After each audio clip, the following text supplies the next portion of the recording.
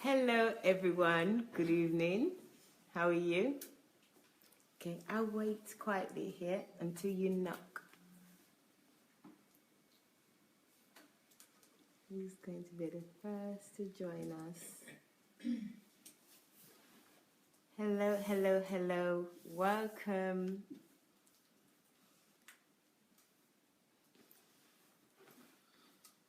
Hello, who's there? I can see some people. Rochelle White, how are you? Thank you and welcome back. I know we're coming back so quickly from our last session, which is a celebration. Now we're doing the part 2 of how to celebrate the kingdom way. Hello, Esther Mufelala, good evening. Pastor Hadbi, good evening. Julie, how are you? Hello, Rochelle White again. Hello, hello, hello, everyone. Thank you for joining us. Thank you, thank you, thank you. So, you know what to do? Share, share, share. And don't just share, please invite your friends too. So, tap on friends to invite. Thank you, thank you. Hello, Esther. Yes, we are here again. We're relentless here. Anastasia, good evening. How are you? Amachi, hello, good evening. Good evening, Olukayode, welcome back. Hello, hello, hello, everyone. Thank you so much for joining. Hello, Shegun Fatima. Good evening. Idaosa, good evening, good evening. Guys, please start sharing. I haven't seen anybody sharing yet. Facebook haven't notified me. Oh, sorry, Olukayode. Facebook have just said you shared. Thank you very much. So everyone else, let's follow in the footstep of Olukayode and start sharing right now.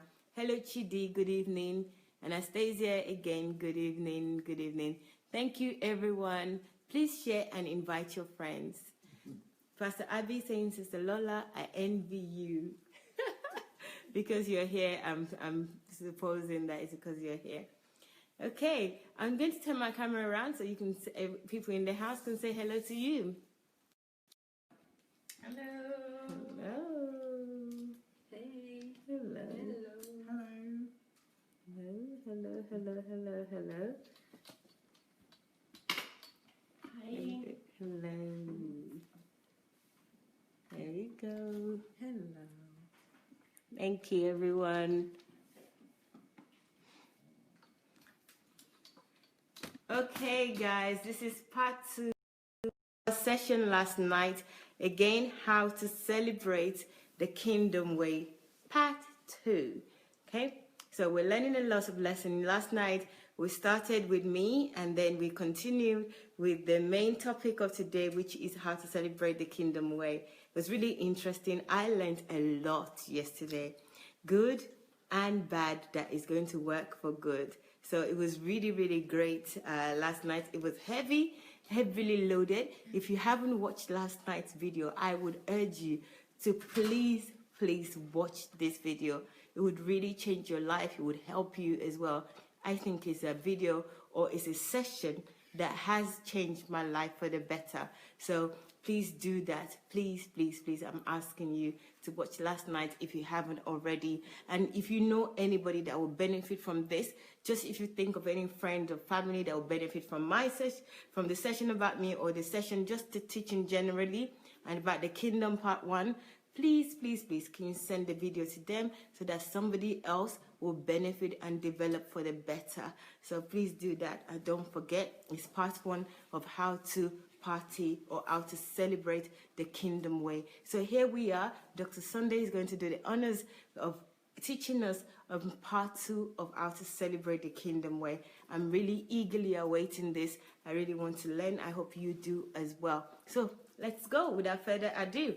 Let's do this right now. Okay. So. You know you're not ready. I'm ready, sir. Don't put the spotlight on me. You are the one who's not ready. Put the spotlight back on yourself.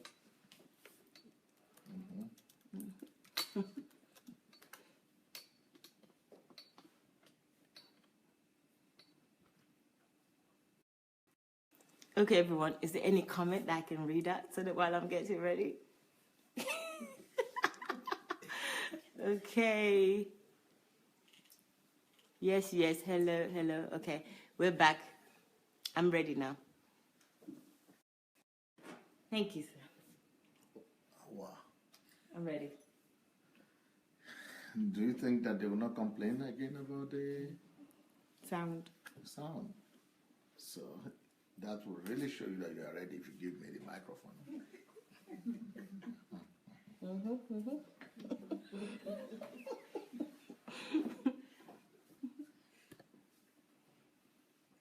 Okay.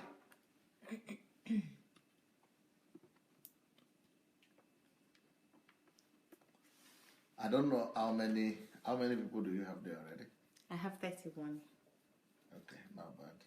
34 now. Okay.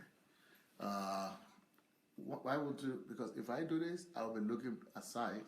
Why don't you do me a favor by making me look forward Okay. rather than looking beside? No, it's okay. Just she needs to move. Be careful that when you are moving it, it's shaking and people are sitting down at home. And it cannot go lower? Because it can it's go looking lower. down on me.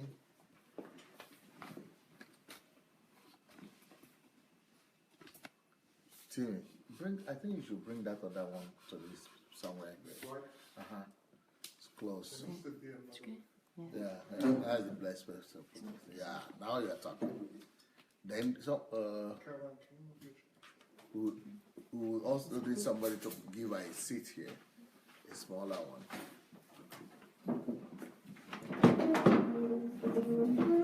Yeah, Portia, you are strong. Small and mighty. Thank you. Okay, hello everybody. How are you all doing? Wow. Came back from the court, headed to the party, and now we are live. Okay. We want to continue. I want us to continue talking about the second part of our discussion yesterday, which is how to party the kingdom way. How to party the kingdom way, or God's way. Partying the kingdom way. By the way, let's find out if we got something yesterday or not. I'm sure we probably got something, but God helped me this morning. While I was trying to review some of the video activities and congratulations that have been coming in, because I've not had the time to read my mails and see. So I ran into these greetings, congratulations from Lagos. And the Lagos people were congratulating me, and I decided to see what they were going to be doing. I thought it was going to be something similar to what the other people from the West were doing. But to my utmost surprise, I saw that Lagos actually did exactly what I was teaching you to do yesterday. Lagos was partying the kingdom way, even though they were at the hotel and they had the food and everything, but their emphasis was kingdom focused. Their emphasis was absolutely kingdom, was exactly what I was teaching. They were partying the kingdom way. And I tried to send out that video to as many people as possible, but I'm not sure how many people saw it. So if you will help me, I sent it to all the groups, and I sent it to our messenger chat. So if anybody visits those places, you probably saw the video.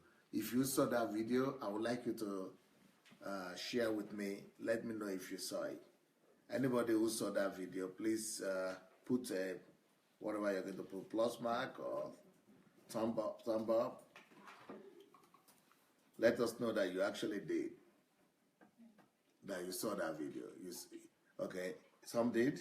Yeah. So if you saw the video, I want you to do me a favor. Let everybody that saw that video write 1 point or 2 or 3, how many points you got on how to actually party God's way, the way the Lagos team did it. Now, like I wrote in my letter there, that the Lagos team, I didn't see their dancing and their rejoicing and their whatever fun, but what they did was purely kingdom. And there was somebody who was giving direction, so they had concrete direction for everybody is there. So whenever you're having a party, because it must be purposeful, so you must, like I said yesterday, it must be purposeful. You must have the goal behind your mind. And they had the goals. There was somebody in charge that was making sure that they didn't lose control of the party and that it was kingdom purpose. So the first thing they said is, who is Pastor Sunday to you? Who is DSA to you? So everybody came. That was the first question I got from there. Everybody came and was saying who DSA was to them. So that way, they don't just introduce Pastor Sunday, but they are introducing the values of the kingdom. You see, that way you are celebrating the kingdom, not just the person, but the virtues of God. You are revealing God in partying. So why you dance, why you have fun, why you do, have a break, while people are eating, let somebody be talking. Let everybody be introducing themselves. Who's Pastor Sunday to you? That's one major question. Another question that was asked there is that, what are some of the main lessons or some of the main things that DSA had impacted you? How has DSA impacted your life? And then some of them came forward again and started saying, again, the kingdom. And it was fun. It was interesting. It was even much more interesting than just dancing and having fun. Another thing that was asked was, how has your life changed as a result of your encounter with DSA? Beautiful. So these are questions that we should all remember. And I want you people to be writing what you got, all the questions that you got, or the lessons that you got from that Lagos video. And I would like Mayowa to read those points out later on. And I hope she has a comments where she could read the comments from. But, so we will need to read all the lessons that you got. So another question that the person was asking is, how has your life changed? So why people were coming forward to tell all their lives were being changed, that was blessing everybody else. And that is kingdom focus is maintained. Then later on they ask, what are you going to do with that teaching, with the teachings that you got, with the encounter with Pastor Sunday? So people started talking about their vision, and exactly the same things that I was talking about yesterday that we needed to do. That's what party in the kingdom way means. So it's not that we cannot party, it's not that we cannot dance and we cannot enjoy ourselves. We've done a lot of that here. And we still do a lot of that. But we keep our focus on the kingdom. And that's what the Lagos team did. Let's see if anybody else wrote anything that they've learned from the Lagos team. I don't know if there were people who said they saw the Lagos video or not. I sent that video to. I shared it. Okay, the video is shared already here. It's not on YouTube yet. No. Yeah, you have right. So that video, Bola Luro did it, and the quality is not great, but they got it right. They this is the kind of thing we want to change in the world. We want to change the way Christians party. Christians are partying like biomass. Biomass is only interested in the emotions. Biomass is only interested in the feelings. Biomass is only interested in the fun. Biomass is only interested in the excitement. Biomass is only thinking about party, going to party, just to talk about, just to chill, or what do you call it? Chill or cool or whatever. Chill. Just to chill out. That's what people are going to party for. They are not having any goal beyond the physical. It's a mundane, mediocre lifestyle. That's why the Hollywood people who do a lot of party, after that they still go and use drugs or alcohol or still commit suicide, because there must be something greater than just the special effects of the body. So, I was really touched by the fact that those people in Lagos, they are actually proving that, yes, they are getting me right. And I want all the DSA family not just to do this when you are celebrating anything concerning DSA or DSA family, but this is what we should take to the world. We must change the culture of the world by the culture of the kingdom.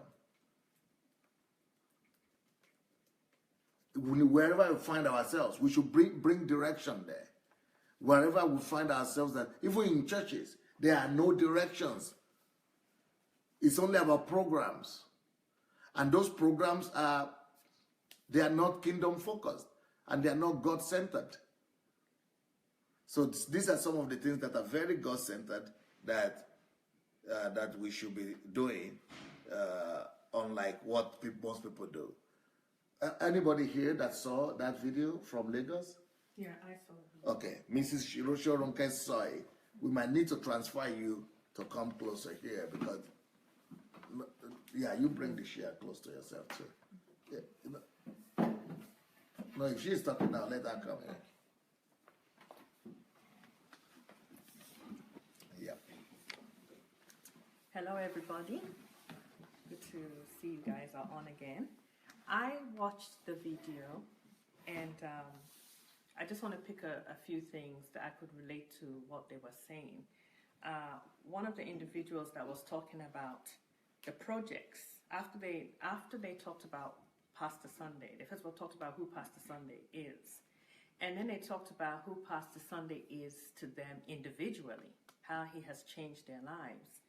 And after they did that, they talked about what Pastor Sunday's teachings has done to them individually. And then they talked about the projects that they had developed and they are going to be implementing. They're planning and going to implement those projects. But there was one of the gentlemen made a statement that I wanted to express on. He said that Pastor Sunday makes your dreams awaken. And I can absolutely agree with that because I had dreams and goals and ideas way back almost 16 years ago. And it wasn't until I met with Pastor Sunday and he started to mentor me that I actually came to, realize that I had all these goals and dreams and all these things written down and I never completed it. And so therefore, my dreams came back to life again. So I could absolutely relate with that the things that you have put aside and like sort of forgotten or just sleeping, over the years, when you begin to listen to the teachings of Pastor Sunday, you begin to understand the kingdom life, the dreams just come back again. They come alive. And now you even actually have an idea and a reason why you need to get those dreams going. And then also one of the individuals there said that when you listen to Pastor Sunday's teachings and begin to understand the principles, that Pastor Sunday's teachings actually gives you wings to fly. And I can absolutely relate with that because after getting back my dreams and putting them in order and begin to work on planning and begin to work on implementing them, I absolutely have the feeling that now I can fly with what God has given me. And so those were the few things that I could relate to with these individuals. But also, I must say, as you watch the video, you absolutely know that they are having a celebration. I mean, they had finished their drink, but, they finished eating, okay. But just like Pastor Sunday said, and I actually forgot about this, you could tell that each person knew what to do. And there was, I believe it was one of the ladies that was controlling and making sure that the internet was working properly. People could see them, people could hear them, the camera was balanced right. I mean, she was just busy. That was her own thing that was going on there. Bola Luro is her name. Bola. Ah, that's her name. Adebola Luro. Okay. And she was just in charge of that. And then there was a gentleman that would always he's like a secret timer. You know, somebody talk too much, he'll be like, he'll just go in and start talking. The person get a clue. Oh, That is Uche. that was Uche. Wow. And so I saw all these people had things to do to keep the focus going on. And I tell you, when you start talking about Pastor Sunday, the teachings and the kingdom principles, honestly, you really actually could get carried away and you move on to another area, you know. And so this person kept this all in line, and so we could enjoy what they were saying. We could relate to they have this fly attitude. We can fly. Nigeria is going to change. They knew that it was a value system. Part of the problem in Nigeria is a value system, and they had discovered tools to correct the value system, which were the books, Pastor Sunday books that they had been able to get, and they had read them, and they actually, you could tell that they probably had sat down and discussed and said, yes, we need, this value needs to be corrected in the schools. Or we need to catch the children before they get misled. We need to catch them quickly. Or we need to get the body of Christ in line. Oh, we need to get the pastors. We got to get them all this information. We need to have people teaching. We need to have people making curriculums for certain groups of people. We got to get this word out. Nigeria has to change. And part of it is changing the value system. The way that they think that it needs to be changed, and they have the tools, and they're just absolutely excited. So I would say that I enjoyed the party too. It was great, and it was a wonderful example from what we were talking about yesterday. That was my observation. Great. And did anybody from here see it? I see it. You saw it, please.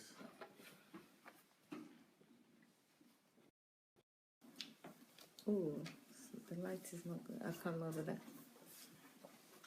You need to touch it. It's too much? It was reflecting on Okay. it. Okay, I think I'll go over there. It's not good.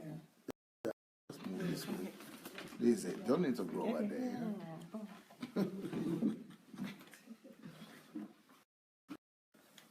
Hello guys. Yes, I watched that video, and the first thing that came to my mind really was that, okay, they're celebrating, but I feel I see people that are thousands of miles away, but they are truly transformed people.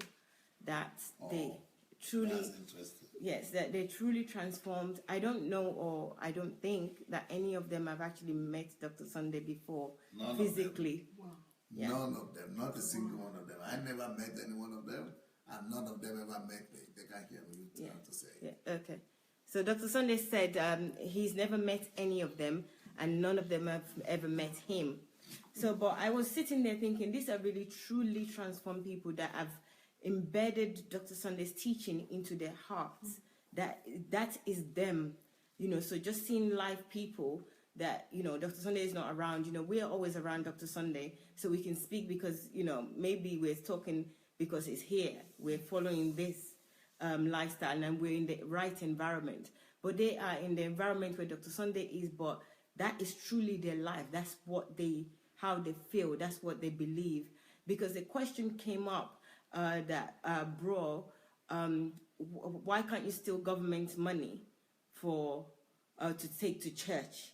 And all of them said together that stealing is stealing, stealing government money to take to church. They all said it together. They believe that it's wrong, and they gave the person a really good answer back because it was live broadcast, so they were reading the question out. So I really got that, and I thought I'll probably listen to it for a while, but I listened to it for longer than I would, because I was really I felt like I was listening to people that I knew, that there were also people that I've never met them before as well, so that understand true value. They were talking about Nigeria, they're talking about government leadership, they're talking about values systems, they were talking about they started, like you said, about Dr. Sunday, what Dr. Sunday have done for them, or how Dr. Sunday is impacting their lives.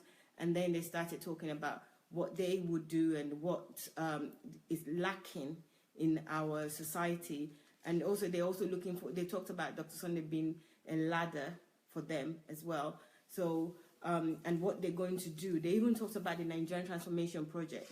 So they talked about everything that was relevant to what Dr. Sunday is teaching. But I just kept on looking at them individually as the camera was going around, that these people are really truly people that are immersed in this knowledge. That knowledge has become them now. They know where they're going. They know what they want to do for the world. They know the value of that they want to impact the world with. And also they know their purpose. You know, they understand purpose as the people that you can actually... What would you say is the difference between that and what you saw and what you even did with the London team in the park? Because that was a great time. Yeah. It could have been used this way. Yes. I think the video of the London team, I mean, going back to it now, what I knew celebration was just to shout and say, yeah. Yes, that's what we saw. That's what we saw. Yeah. And, you know, there was no structure, there was no purpose really, No other purpose, than... no kingdom. Yeah, no purpose, absolutely no kingdom, you know. We're not thinking about kingdom, we're thinking about let's just be happy and lift the person up and lift ourselves up and just say we love you and we care about you. That is biomass level of thinking. Superficial. Biomass. You know, Yeah. top. You So, repeat what I said. Yes, Dr. You Sunday. don't need to give it to me, Yeah, Dr. Sunday is saying this is biomass level of thinking. So I think somewhere, I personally am still a biomass, but I'm slowly transforming to be a a personality, a real human being. But because it's so hard, I've been a biomass all my life. It's not easy to just get out of this biomass behavior. So it was, there was a huge difference. And you know, the irony for me is also that it was just yesterday that Dr. Sunday was talking about it and the way it started and everything. Watching that and just seeing is, you know, how God really worked in this way where, you know, he was talking about that. There was a video to show us an example. The quality of the video wasn't good in terms of quality and how, because they actually explained that in the beginning that this is the part of the struggle in Nigeria and they will sort that out. They were adamant that they will sort it out for the future. You know, maybe in the Nigerian Transformation Project, or maybe it's part of their plan to do something about it. But they spoke about that, but that did not deter them. That wasn't an issue at all for what they wanted to do. Their focus was, we want to talk about this, our discovery. We want to celebrate this man, and we also want to add value, and we want to talk about what we have learned and what we're going to do in the future, the purpose that we're here on earth. So that was really, really good. And in the last 24 hours, I've learned so much about even just being humane. I think that I understand that we're not even humane as human beings. Even in celebration, we're killing each other. We're not actually celebrating, we're actually killing each other because we gather people together. Killing time and, you know, killing each other for me is just to be plain and simple, because there are people that we almost force to come and gather with us just to shout when there could be a lot of things happening. Can you imagine how much can you imagine how much waste when you see those other videos? What do you now see? Yeah. What I see is just waste. Yeah. In comparison to Lagos, all that thing that you see is like a waste of precious time and just human being. A waste of humans. Humans are just doing animalistic stuff and they think that is party. Yes. Yes, Dr. Sunday is just saying how we are wasting time and we're wasting our lives. And the way that we used to do party, the biomass way, how compare that those two parties, how those other parties are. So if we compare the party of the one in Lagos that we're talking about and the party that we've been celebrating, all the parties we've been celebrating, we're wasting time and we're wasting our lives. So there's a huge difference there. I don't even think that it's just lack of thinking, really. Lack of thinking or reasoning or even being taught that this is how party is done. We're not even actually appreciating it. I'm actually realizing now that we're not even appreciating the celebrant, and the celebrant is not even celebrating anything by, the shouting and the His eating. values are not being celebrated. Nothing, we don't know anything. It's just pure waste. His values are not being So the values are not being celebrated. I am trying to, I should be repeating what Dr. Sunday is saying because I've got the mic and he's not. So he just said that his values are not being celebrated. Yeah, so that's what I want to say. And also, should I go on to what happened today?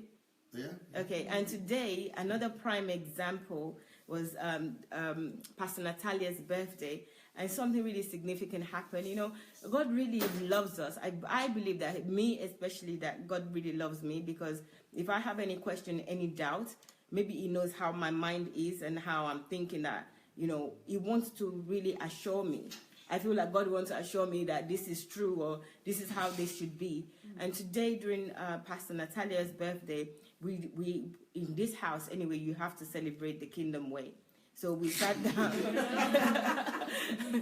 So it was a table prepared in front of us. There's food, there was drinks. So we sat down, there's sweets and everything. We sat down, we celebrated her, like, you know, congratulate her. And we started going round to speak about Pastor Natalia. And that was really interesting because we were all pouring our heart to her. So it was a two-way thing. It wasn't just shouting. We were telling Pastor Natalia how we feel about her, what she did for us the first time we met her, or even any significant story that we had about her. And she was sitting there quietly. You can tell that she was full of joy. She was happy. And likewise, I that am sharing, and we that are sharing as well, we felt like, fulfilled. Yeah, we felt fulfilled. We were happy. But then something also happened. Even in that celebration, what I really learned is, like, we had another young lady that was there, Portia, who's really new to the house. And she shared, she said she wanted to share. I was even surprised that she had the boldness, and I was happy that she wanted to share. And as soon as she started sharing, she started to cry. And, you know, it's not just about the crying. You know, I feel like, you know, that crying was great. She was showing her emotion. She was showing how she feels about her. But he also gave me insight about her. He gave me insight about Portia as well, the kind of person she is, how loving, how gentle, how caring she is. Because when you go to party, you just focus on yourself and the celebrants. You don't even get to know the people around you. So that's a total waste, because there's so many people in a party, but you don't even get to know them. You just see them, they're wearing nice clothes. Anything could be happening in their mind, in their world, but you know nothing. But just for the scenario, what happened with Portia and how she was talking about Pastor Natalia, I got understanding and more insight on Portia herself as a person. You know, how I can treat her, what she needs as a human being. You know, what she appreciates as well. And like with everybody as well, I got to understand what they appreciate by what they're saying that they appreciated about Pastor Natalia. So I feel like I have more knowledge about the people around me. You know, I spend a lot of time around these people and I don't really understand them, but this gave me another opportunity to really understand others. And that's in celebration, which is the last place that I think that I would learn about anyone. All I'm doing is just hype everything up. And I really enjoyed it. I felt like I have grown within that small space of time that we spent celebrating Pastor Natalia. So I am really sold out for this way of celebrating. There's no pressure. I can show people more love, and I can get to understand other people and have a value. There's a value in what I'm doing. There's a value for the celebrant. There's a value for me as well. So I really think that this is a real, true way of living. You know, that's my comments. Yeah. Okay. Well, but I'm really Mrs. learning. Banjoko. Yeah. I'm Okay. really learning. I think today, just the way I really observed that I haven't really changed my whole idea of how to party. Today, during Pastor Natalia's birthday party, another important thing that happened was that because we were speaking about how she's impacted us, watching her, the way she speaks, the way she behaves, how she's affected each person, for me it was a different way for her to even understand how she has been successful reaching people. Otherwise, it's just a myth in her head. She's not really sure. So this way, she's also encouraged that she's on the right track. Now, parties, I know normally is when you want to encourage somebody or when you want to go to someone's birthday party, it's all about the celebrant. And the way you know, or the way the celebrant knows that they are loved or knows they are on the right track is when you give them gifts or make a lot of noise at the party. So, yeah, your party, you make a lot of noise, you're just shouting. Or if you, like in typical Nigerian party, you spray. Or you wear the clothes, same clothes. It's called Ashwebi. The same kind of clothes that are in my birthday party were 3 different groups. This group wore clothes that each lace per yard was 200 pounds. That is how you're valued. So your value system for your birthday party is based on people. Nothing kingdom at all. Nothing kingdom at all. Opposite of the kingdom of God. The kingdom part will be. And you want to tell me that Christians do this? Talk to a micro, repeat me. Yes, and the Christian part, I'll tell you how the Christian part normally works. These are Christian parts. What will happen around the Christian part is, what makes it Christian is that either there's no alcohol, so that makes it Christian. And prayer. Or that second part, or before they start and when it ends, a pastor, a man of God, a woman of God comes up and prays and asks the Holy Spirit to move in the place and, then everything continues after wonderful that. And bless the food and go for it. The music gets louder, everyone starts making noise, and it's all good. If at all there's it's some like kind you've been to a few. I have.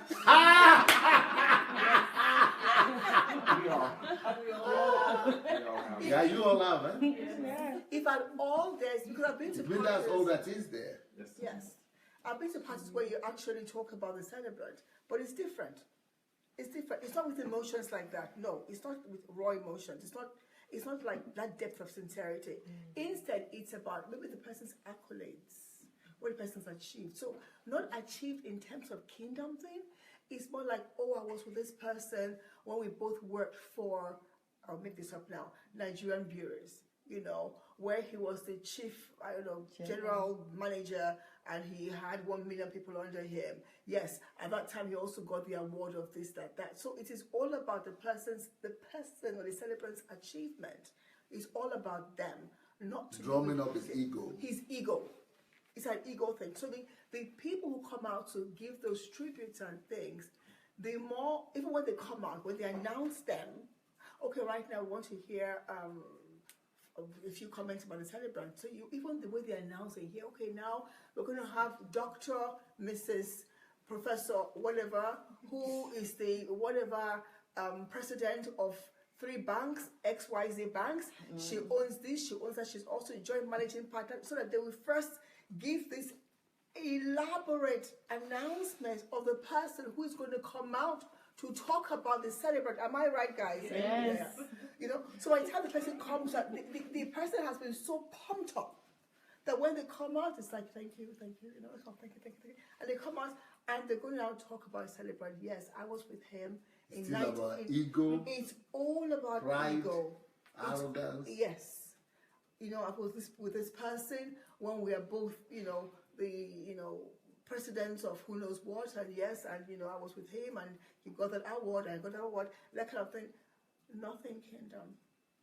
So today, even though I was enjoying the nice food, and all that stuff, I was learning a lot, and it's a confusing time for me in a good way. It's like this whole paradigm shift. Yeah. I'm very humbled. Thank you.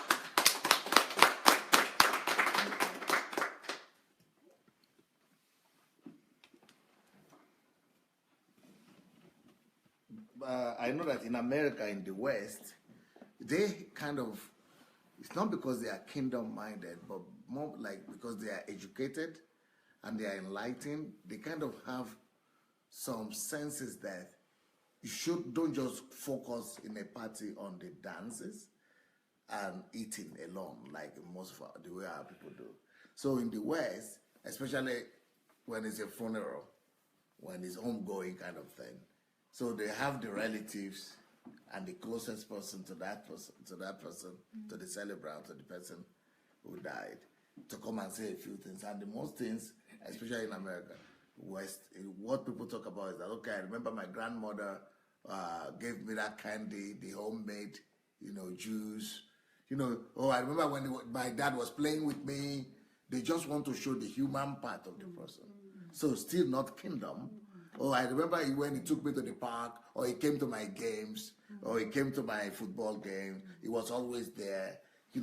Just bring out emotions to make people cry, to make people think that, this person is humane and is nice. But it's not about kingdom values like we saw today, or like the Lagos team just demonstrated to us. So I want us to go back to the Lagos situation, to the Lagos video that we just saw today, and I want to recall some of the highlights of that party in Lagos. For example, when I'm looking, I got 4 videos from London celebration. There is no highlight for me to remember. There is nothing for me. There was a lot of noise, a lot of rejoicing, a lot of excitement, a lot of passion, emotions, just noise. I was seeing a zoo park of biomasses. And I need to change that, because these are wonderful people. They are my disciples. They are my followers. These people are my lovers. I love them. They love me. They are passionate about me. But I needed to show them the other aspect of me, and the other aspect of the kingdom life that they must key into. And that kingdom life is, it's not it's not just about the fun and the excitement, which is okay. You can have fun, you can have excitement, you can have food, but focus must not be that. What makes party work or, good is not that. For example, when I was listening to the Lagos team today in the video, can you imagine this young man said he's been a believer for all this while. He had come to the end of himself just going to church. Even the dreams that he used to have, it was dead. So his whole Christian life was about going to church, make sure you pay your tithe, and show up at least every week. For the rest, he was going to do that for the rest of his life.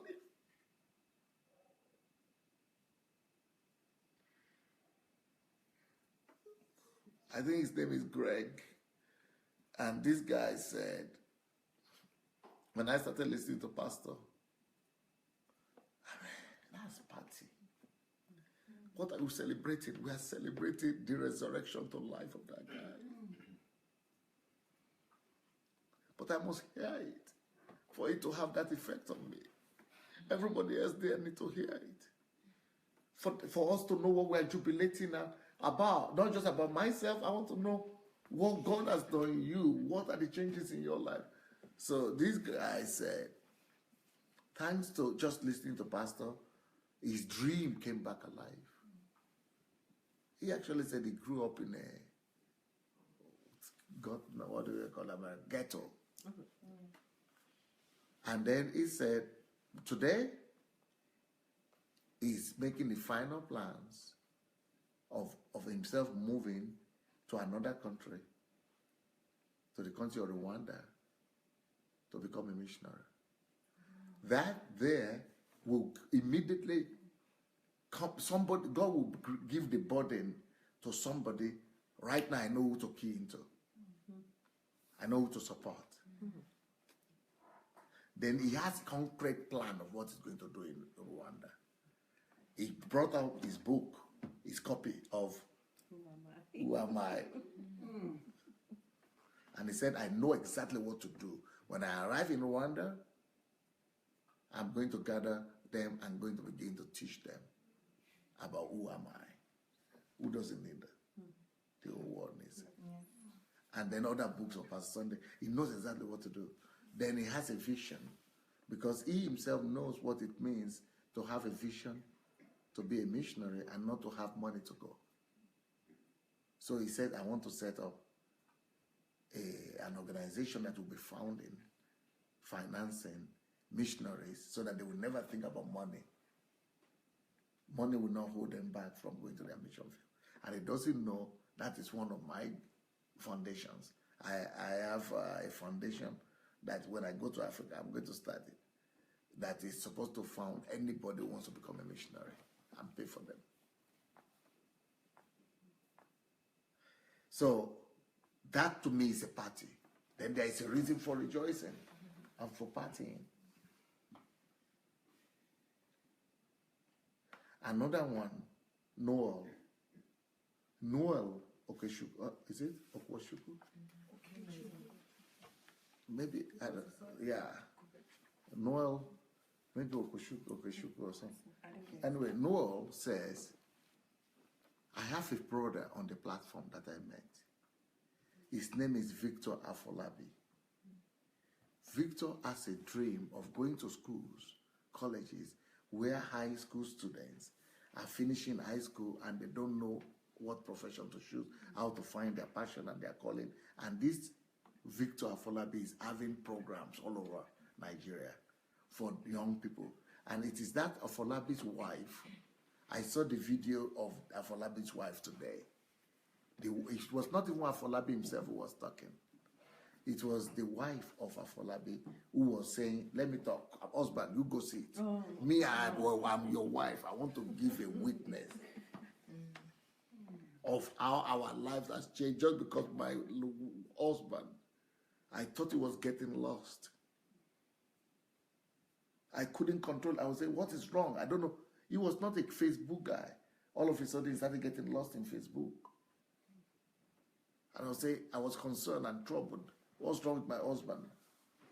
I don't know if we have that on YouTube. Yes, we do. I posted it. So, and then she said, I started to listen. What is he listening to? That woman, that testimony that woman gave for her husband. It's epic.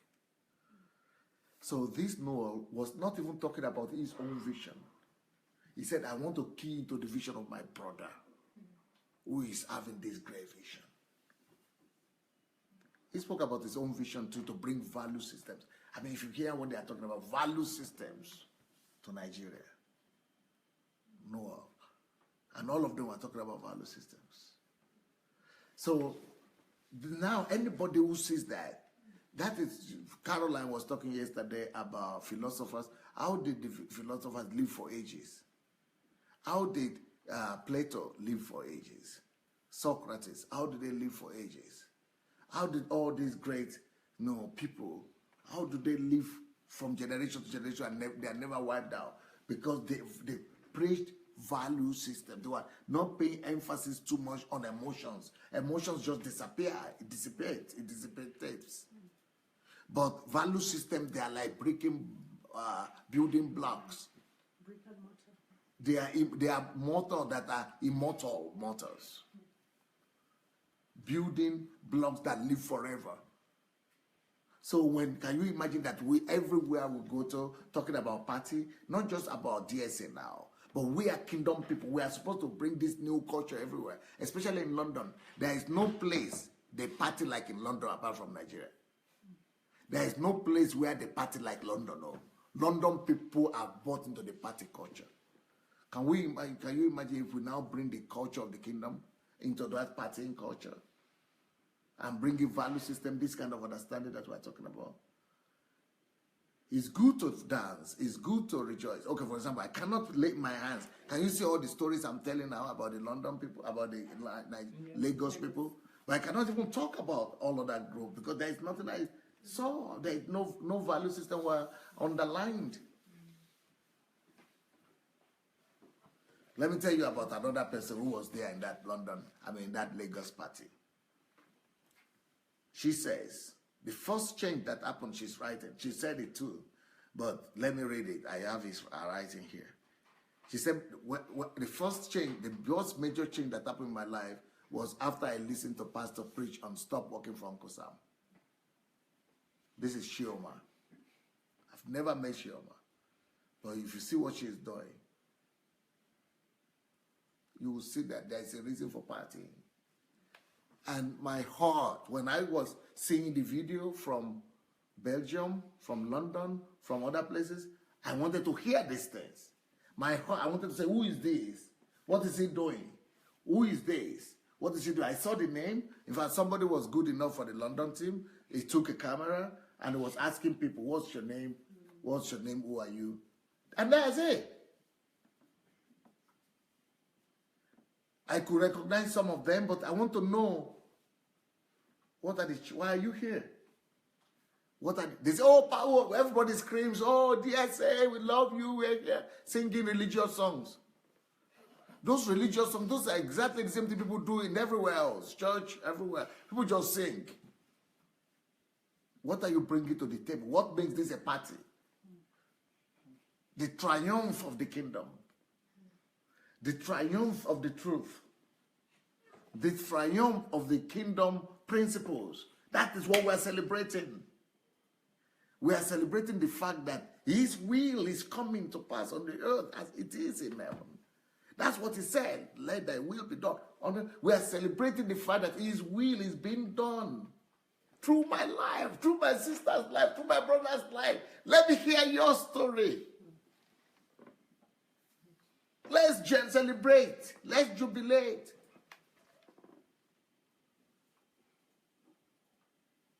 So this lady, Shioma, listen to that message about the series I did about stop working for Uncle Sam. Quit a banking job. She's a banker. And her husband is a banker too. Because she understood the message. Quit a job. Stop going to work altogether. Resigned within a month of listening to my message. And you know, she said the 15 hours she was spending, because in Nigeria, if you're a banker, they use you thoroughly. Because they think you are being paid well and you need to bring in the results. She was spending not 8 hours at work, 15, 16 hours a day at work. And she was still a mother of 3 kids, I think. So she said, instead of giving those 15 hours to Uncle Sam, you know what this lady started doing? Small girl like that. She's a young girl. This lady started giving those 15, 16 hours a day just to listen to Pastor Sunday's messages and to build strategies. Why would you party for that one? But she's not just listening and not converting. Then she heard about the conversion series. Then she started converting those messages.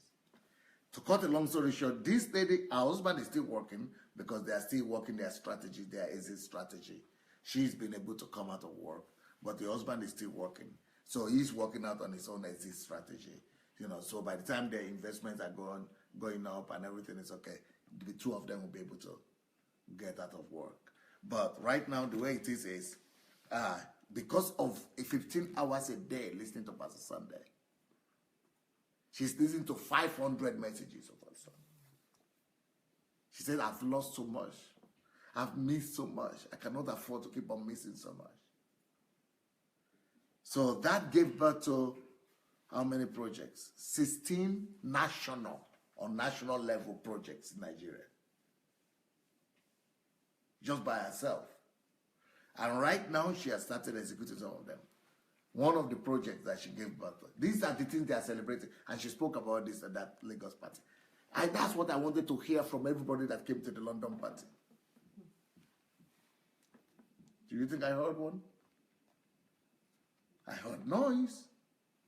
I saw body movement and backside moving up and down.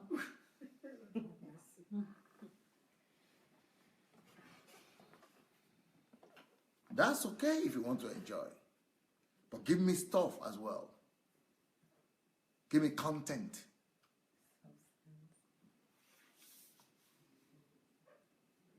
I want to attach something to you. I'm attaching something to that Gregory right now. I don't see the face. I've never met him. But I know Rwanda. I attach Rwanda to him. Uche, I'm attaching this project to him. Noah, I'm attaching value system and all of Nigeria to him. Afolabi, he's not the face anymore. It's not the meeting anymore. It is their kingdom purpose. I'm attaching to them their kingdom purpose. You know, one of the things that Jesus promised that will happen to us when we get to heaven is that we are going to have new names. Those new names are going to be in accordance to your purpose. So people like Noah, the value system, someone who brought value system, that's the way you are going to be called in heaven. But some of us, we have vandalized our name. We will not have names. Of course, you will still have somehow, but you will not. It will not be fulfilled. Your name, you didn't realize. You didn't come to fulfillment. You didn't justify your name.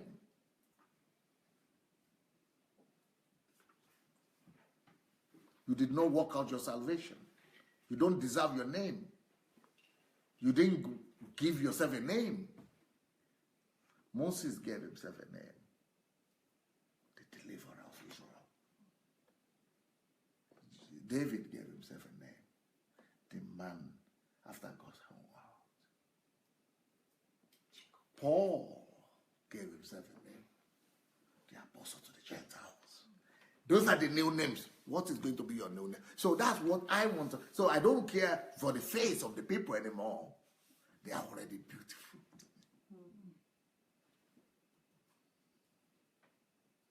You think I care about the ghetto that guy comes from? He's already a beautiful soul. I am seeing his missionary foundation. I am seeing him becoming an apostle to Rwanda. This girl that I'm talking about, who is in a banking job, can't believe what she has done. She sits at home listening to my messages, can't get peace for herself. She goes looking for my books anywhere she can get them. She buys them and resells them or distribute them. She just started distributing my messages. Today, less than a year after we met, she has distributed 500 messages of one person. One person. Either she sells them or she distributes, but in total, she has distributed 500. One person. One person. We are not talking about the one you download from Amazon. I'm talking physical book.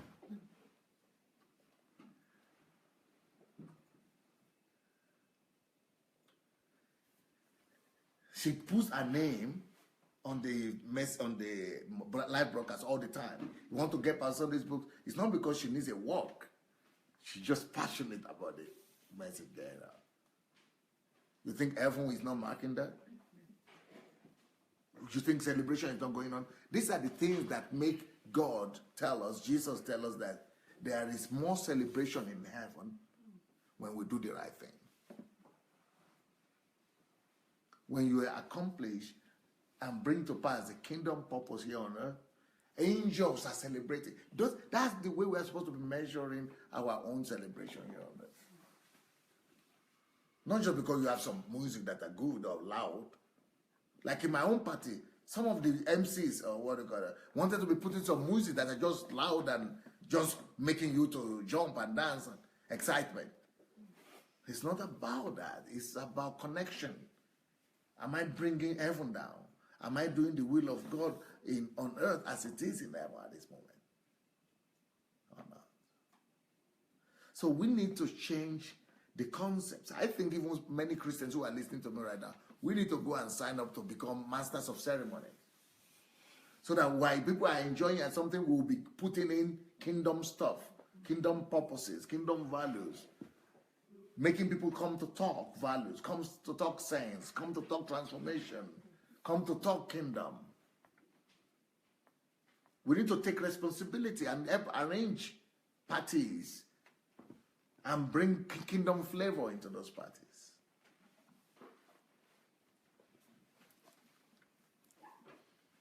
$500 books? Are you kidding me? And now she wants to put that on an industrial level. She wants to be able to distribute my books in Nigeria on a very large scale. She's looking for partners and she's working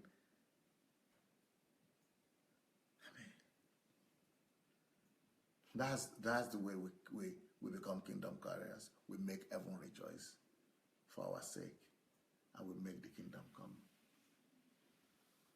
Then another thing she's done is the family. This family have gone to register civil societies and NGOs, just because they've been hearing all the testimonies of Ukrainians registering this. So what do they want to address?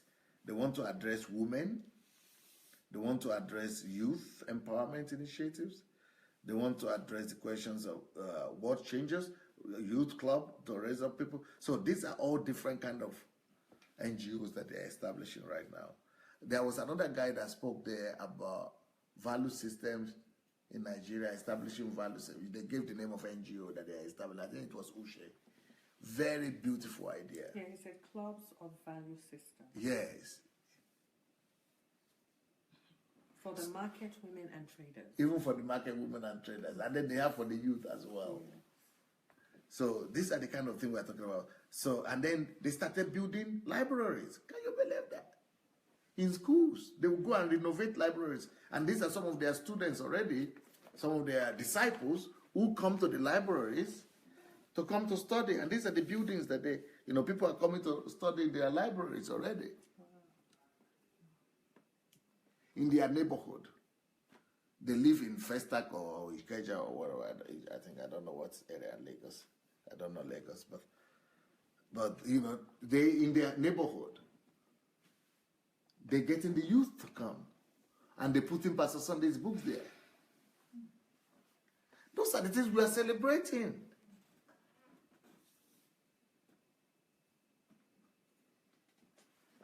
See, and then they're renovating. See, renovation, table, libraries, other places that they are building.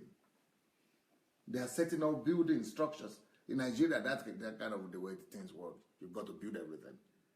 I don't know why that is important there, but here you don't need to build anything. You can set up library. Everything is already built. But in Nigeria, you need to buy the furniture, and they're buying the furniture. See, they're equipping places.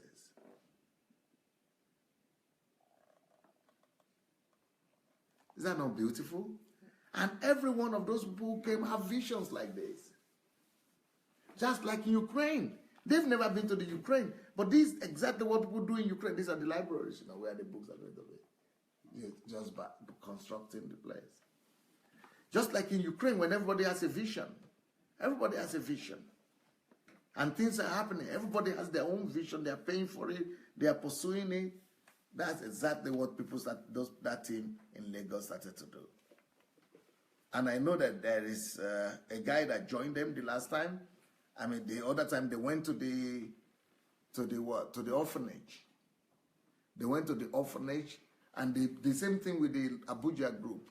The Abuja group also did a wonderful job. They went to take care of, on my birthday, they went to celebrate with the children, and then they went to celebrate with senior citizens.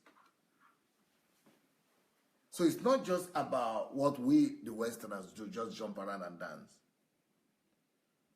Then another thing they are doing here, other things they are doing here is they're starting an organization for women, start an organization for the poor, start an organization for the ignorant. The book, Mountain of Ignorance, they want to just start a movement, a national movement to eradicate ignorance, a national movement to eradicate poverty, a national movement to educate women and empower women, a national movement to empower and educate the youth. That is like party to me right now. That sounds like party to me. I don't know what they are saying. Do you have you'll be able to read comments? I want to get the feedback.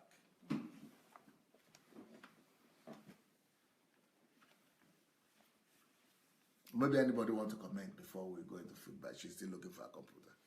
Yeah, I can see Yes. something.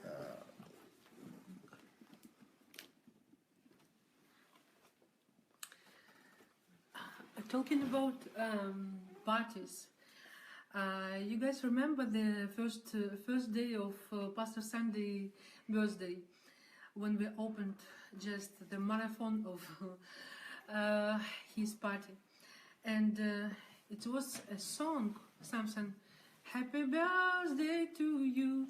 And when and when Pastor Sunday came in, he was changed the atmosphere, and she changed the song. And the song, when the song start to play,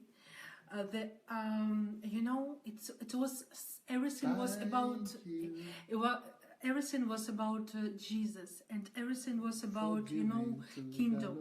And I felt like I was the host, and it was so helpful for me even to start to speak, because when the atmosphere is changing, it's changing something inside of you, and you speak more freely.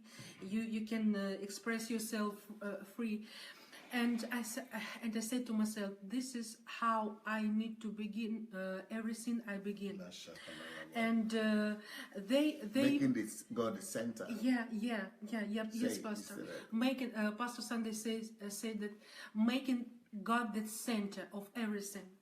So this is what was my decision that very moment. I need to do everything I do to make God the center. You know the song, Jesus is the center of my life. And I want to not just singing this. I want to live. No more song for me. No more song for me. And this is what the beginning of the party.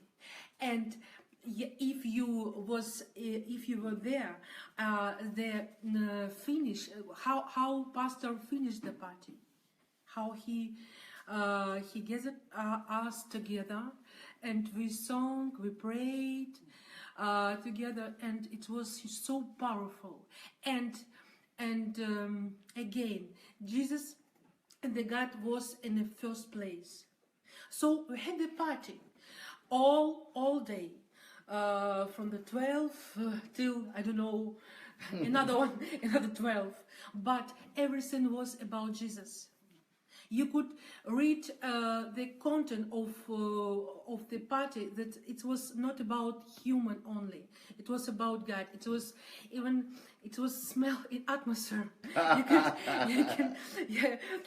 People were eating, they were dancing. Yeah, we had all this, but it was in the content of kingdom. We were in a kingdom party. I don't know, kingdom party. So thanks Pastor Sunday.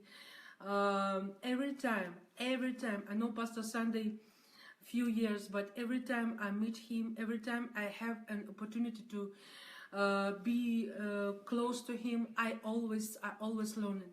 So praise God to have this opportunity. And if you wanted to read some comments. Mm-hmm. Thank you.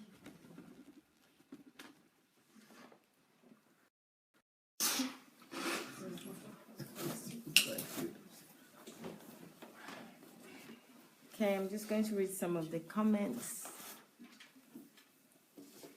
Gift blessing saying meaningful and inspiration.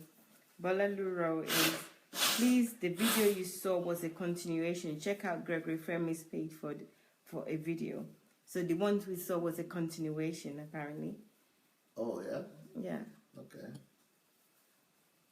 And then we have... Kate, did you get it? Elizabeth Ali said, you have sown another seed in me today, and it will bear fruit. Thank you, DSA. Thank God for you, Elizabeth, because you are one of the gyrators over there in London.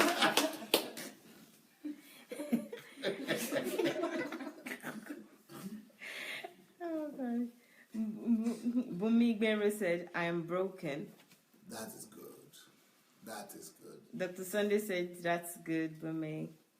Give blessing again says, I can imagine if one of DSA family can produce that such results in Nigeria. Yeah, but you don't have your computer that shows all the comments. Yeah. You should get a bigger. You are not getting from the top, but keep on reading well. Okay. Thank you, Pastor. That's blooming there again. Anastasia said, my daddy God for real. Is that my new name?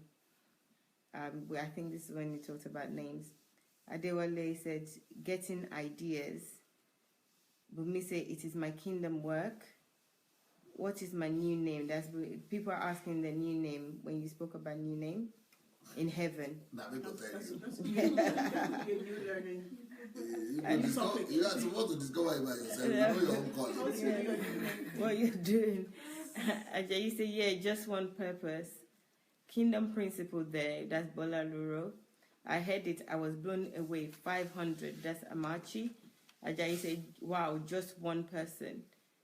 Gregory, wow. Give blessing. DSA is a man of his word. Anastasia said, wow, name according to one's purpose. Elizabeth, today I'm learning party the kingdom way. Jane says, we are learning and we will do better in the following celebrations. Gift blessing says, the best you give to DSA. Now, don't wait for the next celebration, which will be a year away. And all of you go to time. They can't hear me. You need to talk. All of you go to parties all the time. Go ahead and fix that. Go ahead and tell people and take responsibility for party. Take responsibility for party wherever you go to a party, wherever you go for an outing. Change the culture, bring a new atmosphere. I don't know if any one of you has known me, right, for some time. One thing, especially the Russians, they've known me for years. Anywhere Pastor Sunday goes to, I change the atmosphere. I change the atmosphere. I don't care. So that's why I'm not in favor of people being unnecessarily modest. That's why when you come to HMT, I'm always pulling people up because you can never be able to change an atmosphere if you're always modest. What your modest is irrelevant. If you see something that is out of order, you are not putting in order. You need to be an upstart. You need to always talk. You need to always be on the top of your need to bring God's interest. You are not bringing God's interest and you say you are modest. That is no more a virtue. That is now a vice. Or what would they say? It's not my responsibility. Because you are not responsible. You are not like your father in heaven. And your father is the one who is very responsible. When anything is out of order, he fixes it. When anything is not functioning right, he fixes it, addresses it. So if you have been invited to any party, go and tell them, even if you are not in charge, that I have, can I help? I offer myself as the MC. You don't need to pay me. And I'm going to arrange it. Tell me your best friends. Let them come and tell me about your best qualities, and I'm going to tell them how to do it. Let them tell me how you have changed them, how their lives have been changed. What are they learning from you? Just these same points that I'm talking about, bring them to bearing wherever you see yourself, not just at parties, anywhere. Take church, show leadership. That is how we impose the kingdom. We are kingdom carriers. He said, go ye into all nations, go ye into the world, and make disciples, teaching them to observe. Not teaching them to pray or shout hallelujah, but teaching them to observe, change their behavioral patterns. Teach them to observe, teach them to do things right. That is how we carry the kingdom. Not by preaching, but by showing people what is right. What is right. So how do I and you know what is right? The only way for me and you to know what is right is, am I bringing things down from heaven to the earth? Is will being done on earth corresponding to the way things are in heaven? Is it kingdom focused? Is it God focused? He says, I cannot keep quiet. I will not hold my breath. I will not hold my what? I will not hold my breath because until the glory of Zion shines. I will not keep quiet. One of the greatest evils of Nigeria is that people keep quiet when it matters. People are always silent because in Nigeria it's like almost an abomination for you to address a situation when you are not responsible for it, or when you are a young person, a younger person, or for you to correct an elder, or to show people who are older than you the direction. And so people would rather keep quiet. But then you are reading those scriptures in the Bible that do not hold back. Don't hold your something. And then we are just doing the opposite. It's like Bible is just in the church. We don't live Bible. So don't wait till they invite you to be MC. We all have to look forward to the next party they will invite us to now. And we need to bring into bearing the kingdom of God there.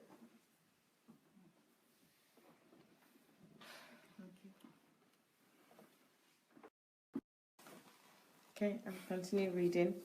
Gift Blessing says the best you give to DSA is by producing results. Elizabeth Ali says, I have learned that mistakes are good because they open you to learn new things. I'm really excited. It happened so I can learn. Monica said, good evening, Pastor, and everyone. Okay.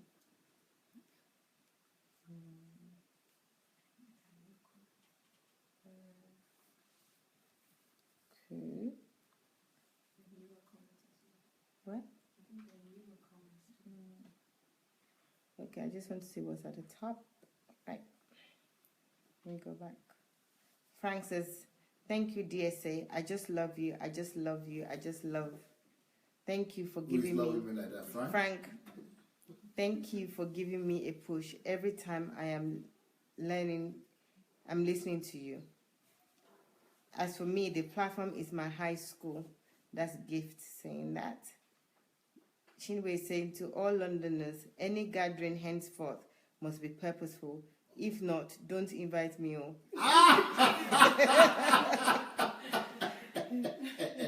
I don't go come.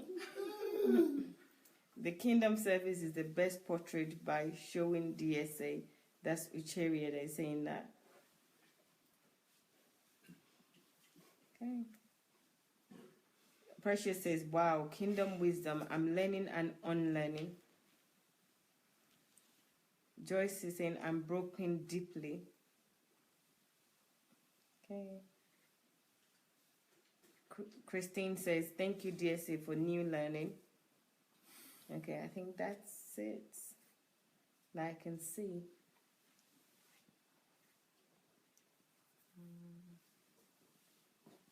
Okay, that's it. Yeah, if anybody wants to comment, please go ahead. Anyone wants to comment? At the Lagosians here, what would they say? Okay. Guys, anyone from... Shoma and Lucia are not here, right? Yeah. Ball is definitely here. Chinwe, you will be the MC next time. That's Pastor Nick is saying. Chioma, nope, I can't see her.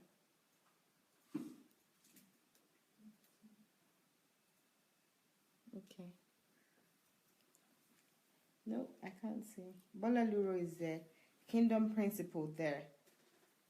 That she said kingdom principle.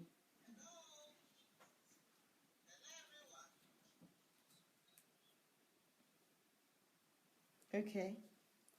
Anyone wants to make any comment here? Or out there? No. Anyone? I'm feeling quite sober right now. Sober. Very sober. Sad. Sad and reflective. Let her tell us what she's thinking. I'm just saying, Pastor, I think I speak for many of us here. I'm feeling very sober right now, which is good because it's not okay to always be excited about things. That's what pastors try to teach us, not to allow emotions get carried away. You know, it's not about emotions. It's about reflecting and having purpose. So this is a great lesson. I hear it, I receive it. I'm still trying to comprehend or understand that all the parties I've been to, I can't really think of any party I've been to in how many years of my life that has been kingdom focused. I don't know. I even practice in church. You know, unless to, yeah, it's a party in church, so it's a party. So, you know, you're celebrating. Whatever it is, it's a party, you know. Unless it's a play or something you're going to watch, which is entertainment. Do you know what I mean? Which is nice too, you go and relax. But the whole concept of being kingdom focused, I have never heard it before. And I've never been to anything like this before. So I'm relearning how to live. yes. It's just like saying vacation too. Vacation has to be kingdom. Vacation. I actually thought about that. I was a bit sad. Because I'm used to going on vacation just to be. My vacation normally just means I've been stressed, I'm overworked, I'm really stressed out, and I just want time to be. Like, Yeah, you will be. wake up doing nothing, Oh. lie on the beach kind of thing.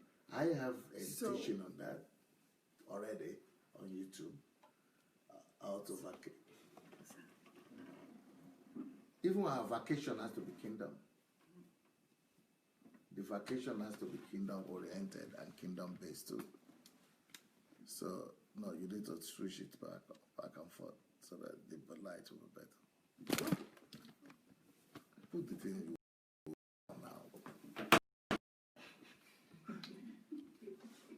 Sorry, Judy. I will just call you Mama Jebuso.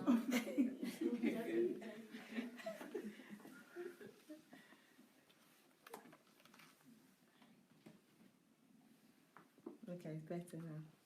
So even rest must be kingdom. Even vacation must be kingdom. There is nothing like just to be and switch off. That's a deception everybody sells to you. There is no amount of switch off that you do that your mind switches off. Your mind never switches off. Your mind is still working anyway. And that's the best time for reflection and for the meditation and to hear the voice of God and for new directions. So you could relax, not thinking about work, but then just switch your antenna. Just like radio, what do you call that? Not frequency. Oh, frequency. So you've been in the frequency of fellowship or like work, or family. But when you go to the on vacation, just switch your frequency from work, job, from family, to a frequency of peace, Sabbath. So when you enter the frequency of Sabbath, which is rest, you are resting. But Sabbath is in the presence of God, resting in God.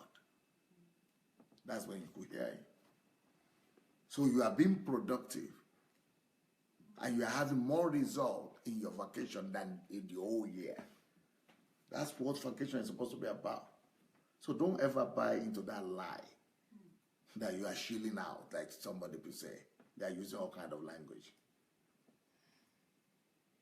Because they don't know what to do. But they don't know how to live. They've never been taught how to live.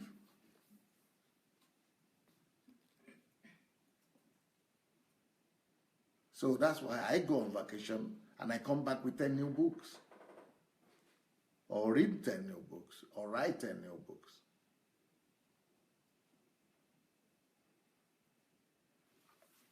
I have some new comments.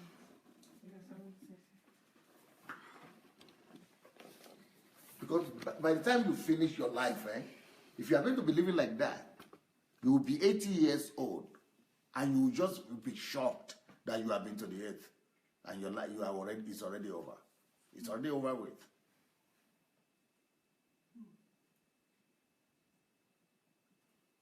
You'd be wondering what happened. Where did my years go?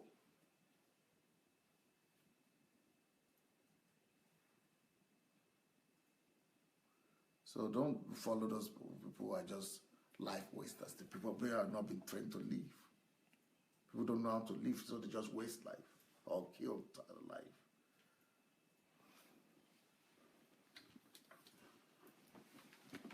Chioma is here.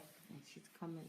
Yeah, so that's exactly what I was thinking, the time wasting aspect, because I've been on many celebrations at church or invitations of people in church and whatever, you know, all these places where everyone gathers together, if it's a marriage or if it's a wedding or if it's birthday, whatever it is, dedication ceremonies. And I just feel like these were also like a hypocritic way of doing things, of pretending like you were a Christian, because I even remember there were people in certain parties where you would see that there's something wrong with this person. Maybe the person's sad or angry or whatever, and you would go and instead of talking to them and say, "Oh, why is your face like that? Come, let's celebrate, let's dance." You don't even care. Superficiality. Yeah, you don't even take the time to actually, you know, because you take that celebration as an excuse to blend everything else out and just, you know, just party and just feel the feeling of excitement and emotion at that moment, and nothing else matters. And it's just not, I realize now how... You are making me to feel as if I'm not a human being altogether, as if I'm not even here. But I also grow up on this planet Earth now. But I've been thinking, like I'm thinking right now, from 19. They used to invite me. I used to be a student activist in university. They used to invite me to party, Malian party, you know, Gambian party, Zambian party, the student union, and then party, the national independence, they call them, independence party of that country. So they used to go to party. And when I used to be there, I used to sit down when they are eating, and I'm getting revelations. I bring in Holy Spirit there because I don't get to talk. But while they are doing all their thing, you just switch frequency. Even when I don't get to talk, I still bring the Holy Spirit there, and I begin to download. Since 19 years old, I've been living like this. Even when I don't have influence in the party. And you, I'm so happy, Julie, you are talking like this now. Because even a few months ago when you came here, our life is, because they've been taught and been programmed, our life was about, oh, I would like to be able to travel, I just like to travel. To her, it's enjoyment. Like, traveling is enjoyment. To her, if I don't travel, I just don't know. It's all about, I need to travel and I go to some parties with some friends. Yes, that's our corporate environment. She just cannot even, she couldn't imagine her life without traveling and partying. Has your eyes open now? Or not yet? I make you talk. Slow. Go slow or what do you call it? Slow play or what do you call it? Slow motion? Yeah, I mean, yes. For me personally, I definitely have taken the decision, to do everything that I have to do intentionally, with a purpose. Always asking myself, why am I desiring what I desire? Or why am I, why do I plan to go on this trip? Or what result should this trip bring to me? And I want to come back with something. I want to come back with a result. I want to come back with the sense that I have added value, be it to myself or to someone else, but that I have not wasted my time. And this is how I feel. And it's not like I'm super old, but I already feel like I could have achieved so much more in these few years that I'm in this world if I had done so many more things with purpose in mind. And I don't know, I just have to think back on these Christian parties and, the excuse that we would use to say this is Christian parties, that we would have Christian, apart from, the things that you mentioned is, we have Christian music, and that's all that matters. As long as there's no curse word in this music, or we don't even know who this person is, as long as you hear Jesus sometimes, or God, or whatever, then it's fine, and this is Christian, and everything else is allowed. But it's just so ignorant, and I just realize that right now, and I just feel, like I have lived a hypocritical Christian life, pretending that, what I was doing was somehow worthy in God's eyes, or that at least I was not doing this, or at least I was not doing that. So it's just like Mrs. Bandroko said, it's just sobering. It's, you know, I feel, I don't know. I feel like I have to renew myself. Sobering, And, yeah. But I'm really glad about this because it gives me a direction and it helps me to have it opens my eyes to the meaning of having a meaningful life. You know, we talk a lot about having a meaningful life, but somehow we've reduced that to specific areas in life and we've not made it, at least for me, I can speak that I've not made it a totality of life and have reduced being meaningful to specific events or situations in my life and not considered making it something like a celebration, a meaningful event. And yeah, that's great for me. I mean, I'm very happy for this revelation and that my eyes are open now.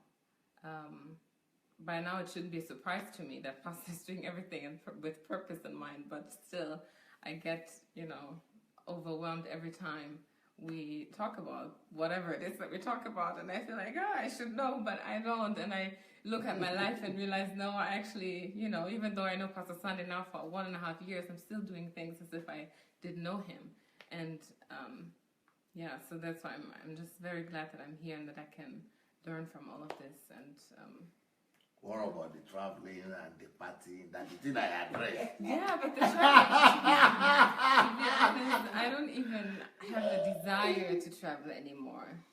Seriously, I just feel like if I go to travel, I wouldn't know what to do right now because I feel like being here is the best time or type of vacation that I could have.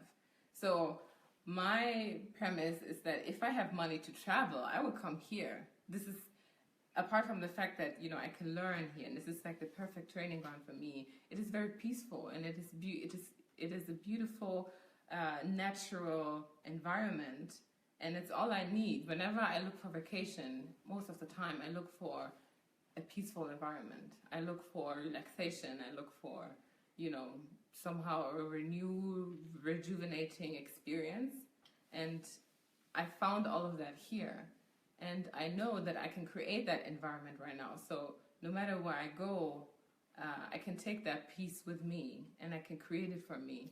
And so it's not even that I feel like a specific place is attractive to me anymore, because the environment to me is not where I go, but it's what I bring with me. So yeah, that's just, so it has definitely changed. I'm not keen on traveling anymore. I don't see the value in just traveling and wasting my time. I think it's funny because in some ways I've just met Julie, but we share similar passion because I love, with capital letters, I love traveling. I love discovering new places. I love to investigate. I like to just go. I have my tennis shoes and my rucksack, but I'm going. I want to know. I want to discover Israel. I want to know these things. And for me, that was vacation. Just to go, know, and I come back. So in my head, I've traveled. I have my box. Okay, which other country am I going to? Where's next? You know what I mean? So, and I think it's nice to know the world and all, the nice to party as well. But I'm just appreciating this new dimension of how to go about it, so one doesn't come back empty. I just came back from Asia not long ago, and now I'm thinking I should have been having. I was like, wow, wonderful. I mean, it was a nice experience, all the different things to see. But ideally, I should have had books written while I was there. Do you know what I mean? Because you know, there's so much, and so ideally, it should have been an opportunity. To capture the essence of the time, to capture, because I did see things. You know what I mean? You see these things. I know Pastor is saying that I shouldn't have come back just saying, wow, you should have, you need to have seen. That's not what we're meant to be doing. So it's a new learning experience again for me. It's new, and I agree with what you're saying as well, that you think you've heard it, or you shouldn't be surprised when Pastor says things. But every time it's like a new learning, and I feel the same way. You know, I feel now I should have known this by now. You know, but I didn't. So it's new again. And I'm sure tomorrow, when we have a casual conversation of just saying good morning, you probably just say one sentence that will make me say, what, You know what I mean? That's what is happening here. So thanks for sharing.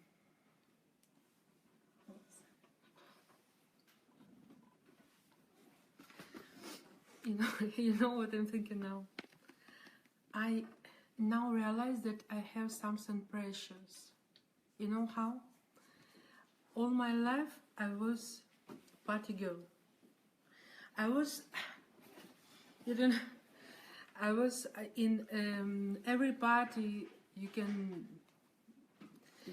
imagine, and even I was working like bar woman. I don't know how barman and bar in a restaurant. I was changing the music and making the noise and but I always felt so unhappy when I was sitting with my friends. I thought I had friends, okay, but I was so unhappy that times.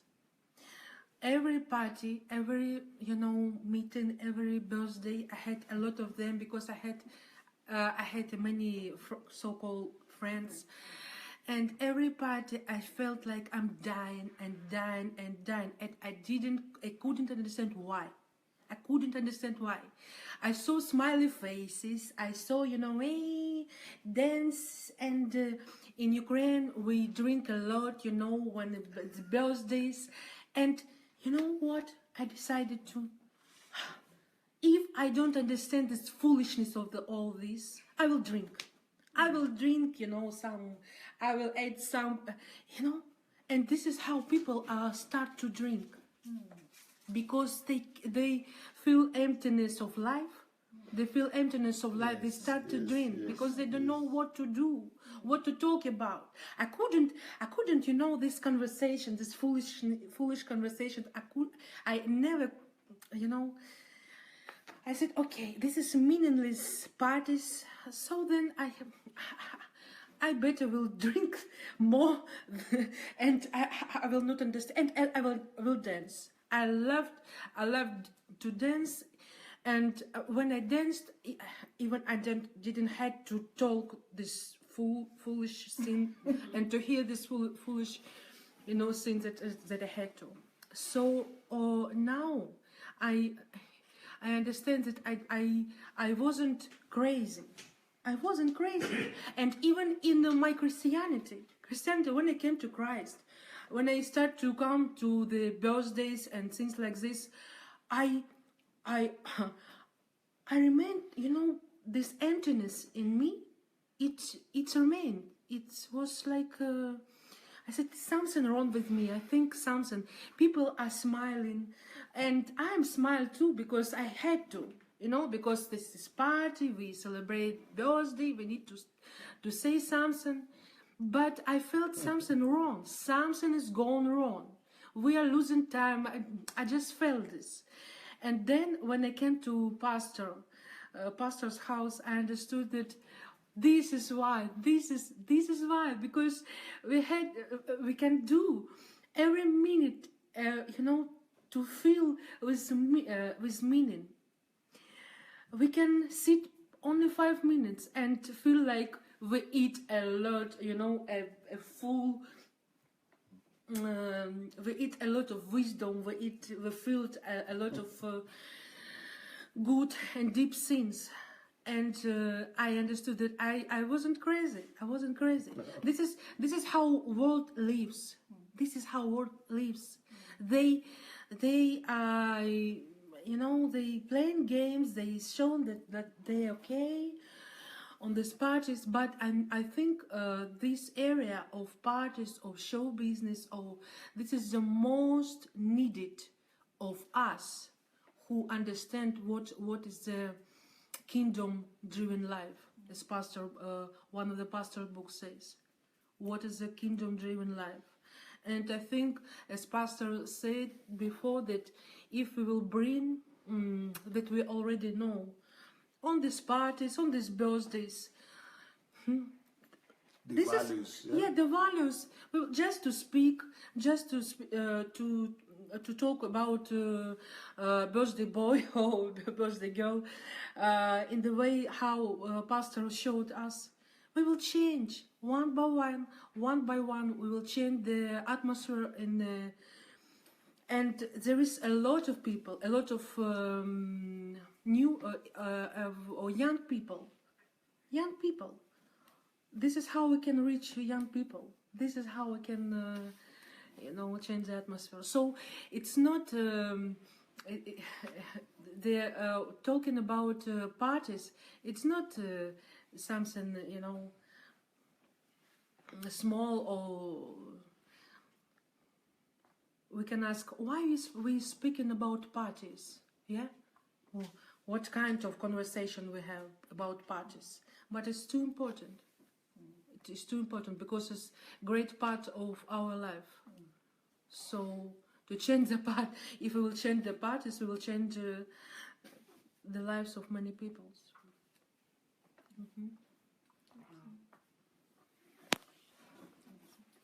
Going to read some of the comments, more comments. Okay, we have Chairman says, I'm here. Elizabeth Ali says, any party, please invite me. I'm coming with kingdom principles. Revolution is beginning. Chairman said, we just have to spread the kingdom message. Bola said she's here. Tell Shioma that I'm trying to get her on Skype. If she'll come on to tell us anything, maybe she or Uche, our husband, would like to share something with us. Hi, Chioma. Dr. Sunday would like to get you on Skype. So come on to Skype. Maybe you or your husband or anyone else that is available can speak on Skype and we will stream that. Okay, so I'll continue to read. Bolanduru is our network. Okay, Chinwe says, DSA, forgive us. We celebrate the way we know how. Your feedback is important as we are learning how to do things in the kingdom way. We will make amends. Chisandra says, what pastor is teaching about kingdom purpose in party is new to me, but I see a lot of wisdom in what you're teaching, sir, and I have decided to apply it not only in party but in whatever I do. Thank you. Thank you so much, sir, for the new knowledge. Elizabeth says, everything must be kingdom-oriented. Esther says, when I saw the topic, I was, what has kingdom got to do with party? But after listening yesterday and today, I'm all ears. The kingdom of God must be revealed in everything we do. Thanks, sir, for the revelation. It's really true when the Bible says, my people perish for lack of wisdom.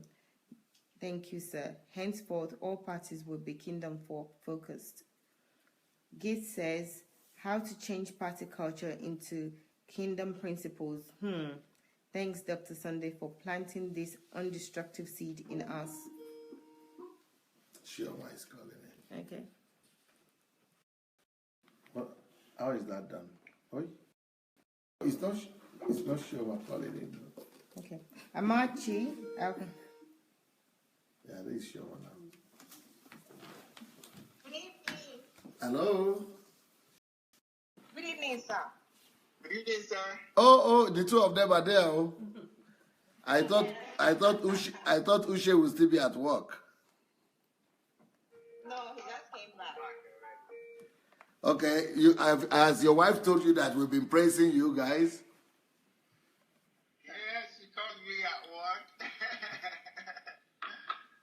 I've been praising you, and all this program is about the Lagos team and how well you people have been doing with, how you celebrated the kingdom way, even without you knowing, the teaching I did yesterday. This was just you following my heart, my spirit. You learning by experience by yourself. Yes. Share with it. You are right now on board. Everybody is hearing your voice now. Tell us, how you got that right, and what are the major questions and areas that you are underlining. You are underlining exactly the same thing I was saying, that people should say they got to know. How do you know Pastor Sunday? What are the things you are learning from him? What are the value system? How did your life change? What are your vision? What are you starting to? All those major things that you want to, that you did. So let my wife start. Okay. Meeting pastor is a very long story. I don't want to go over that lengthy story again because I put it on pastor's on my timeline. But what that meeting has done to me and to this family, the transformation it brought and the light it brought. We have been Christians for a long time. At least for me, I've been a Christian since I was born. And if you're in Nigeria, you've been going to church in Nigeria. I was born in an Anglican church, and we've been hearing a lot of things. But meeting pastor gave us a new dimension to what we thought we knew. The kingdom message has never been in church. I didn't know about it until I started listening to. It was a totally different message to me. And by the time I stopped to this Facebook Live, what church were you going to before you came on live broadcast? Okay, I was attending Christ Embassy. Okay. And it was as if a lot of things were happening all at the same time. Shortly before I stumbled into, though I had read your book, but it was as if God was ordering my steps. I started questioning a lot of things going on in church. Because yes, we were hearing all the fake teachings of which I believed I was on track because I felt it just must be by faith. Those are the things that we're taught to believe in. And but the other side of it, which I wasn't too sure of, was the excessive giving that didn't produce the result in my life. And the more I gave, I saw that I was even getting poor. The more I gave, the poorer. The more the money was. Because it's a wrong. Because that is a wrong doctrine. You don't give more to become prosper. That's a wrong doctrine. It is not by how much you give that you become prosper. It's by the laws that you abide by that you become prosper. By the laws of money that you abide by. If you are only giving to church, and you say that you're going to give you prosperity, the only person who is going to be prosper at the end of the day is the pastor that you are giving the money to. Yes. So that's the question you started having. Yes, I started asking those. Apart from those questions, because 2016 was a time in Nigeria when everybody was saying Nigeria had gone into recession, and the church was not doing anything about it. All the messages on giving, whether in peace. If we were giving like once or twice in a service, the giving increased, and people were being told that they should give more, and nobody was talking to us about what to do to produce or to even no seminars or business teachings on what people needed to do. And those questions, I started asking a whole lot of questions. I started engaging some of my leaders, but nobody could give me answers until I started listening to Pastor Sunday. And by the time I listened to him a few times, I just left church. I just stopped going. I saw that I had been deceived for so long. And beyond living, even part of my vision right now is to pull out more people. Yeah. Because the church I was attending, those people are very passionate. They are really, really passionate people. And the teachings of pastor is something that we need people that are passionate. People can get it right. We need those that are passionate to really drive it. Because this is the teaching that is not in the church. And we need to push this message back into the church. We need to push it back into the church to get this But right. That church that you are going to, is that not the church where I heard that they even tell people not to even read other people's books or even listen to other people's messages? So it's going to be a high task, uphill task to get people. Exactly. to get people delivered. You can. Yes, go ahead, please. Yes, but incidentally, I met another in the course of interacting with people on the platform. There is another person in that same ministry too. People are really getting to know the truth now, Pastor. Your message, because people might wonder, okay, why always making so much noise about message? Reach me. This message, anybody that gets this message will run with it. I believe that last message that the church will need to get hold of before Jesus comes. It's really this message of the kingdom. And that is my passion. I think that everybody to get this message in their system, to begin to do the kingdom. Let us know about the other changes that kept on happening in your life, apart from stopping going to church. That was the first thing, you stopped going to church. What were you doing instead? Because people are afraid of stopping going to church because they don't know what to do at home. Wow. Since we stopped going to church, Pastor, in fact, we've converted all the time we were wasting in other activities. Like for me, I was working 18 hours. I was on the field. I wake up, I go to work by 7, 5:30. I'm out of my house and I don't come back till 7. So all that time, and even Sundays, and even on Sunday, we use it to listen to your messages. We use it to brainstorm on ideas and projects that we need to do. In fact, the more we listen to you, the more ideas we're having. And we're seeing that the ideas are even beyond us right now. In fact, but you stop going to church. One of the consequences of that is that, tithe and offering. So what was happening to your tithe and offering? Because that particular church you are going to, I know they are big on collecting people's money. Yeah.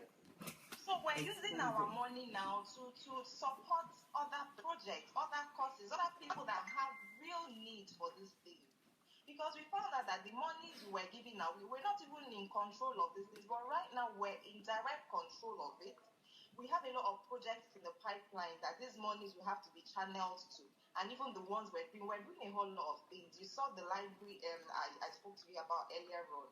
We have a lot of things to do in that regard.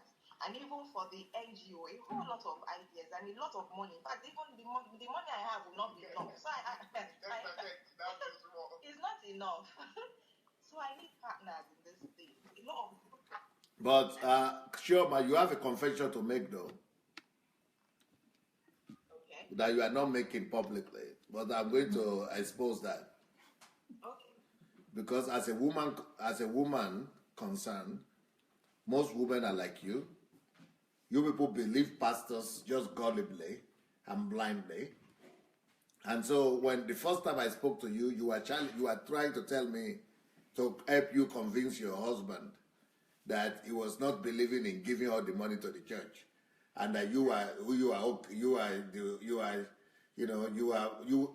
in short, you are sold out into giving all those tithe and offering to the church. And your husband had a better understanding, but as a woman concerned, you are passionate about doing that thing. So how did you get your deliverance? Just by listening to the messages. Just by listening to these messages. These teachings opened my eyes to the errors, the things that I had believed wrongly. Just by listening to all your teachings. The time we were doing the Facebook, like night and day, I'm in that meeting. I don't even take any. Even my husband knows he can't call me like that. Like, nobody can call me. At that time. So I took those messages, even I took them to me. They were more important than my food, because I saw that you were speaking the truth. Everything you have taught so far is the truth. And for me, I've had to become born again listening to you. I saw a lot of things I was even doing. We were tending towards idolatry, because the whole focus was on us, on me. The things that will make me me. But right now, all those things have gone. All those ideas have dropped off.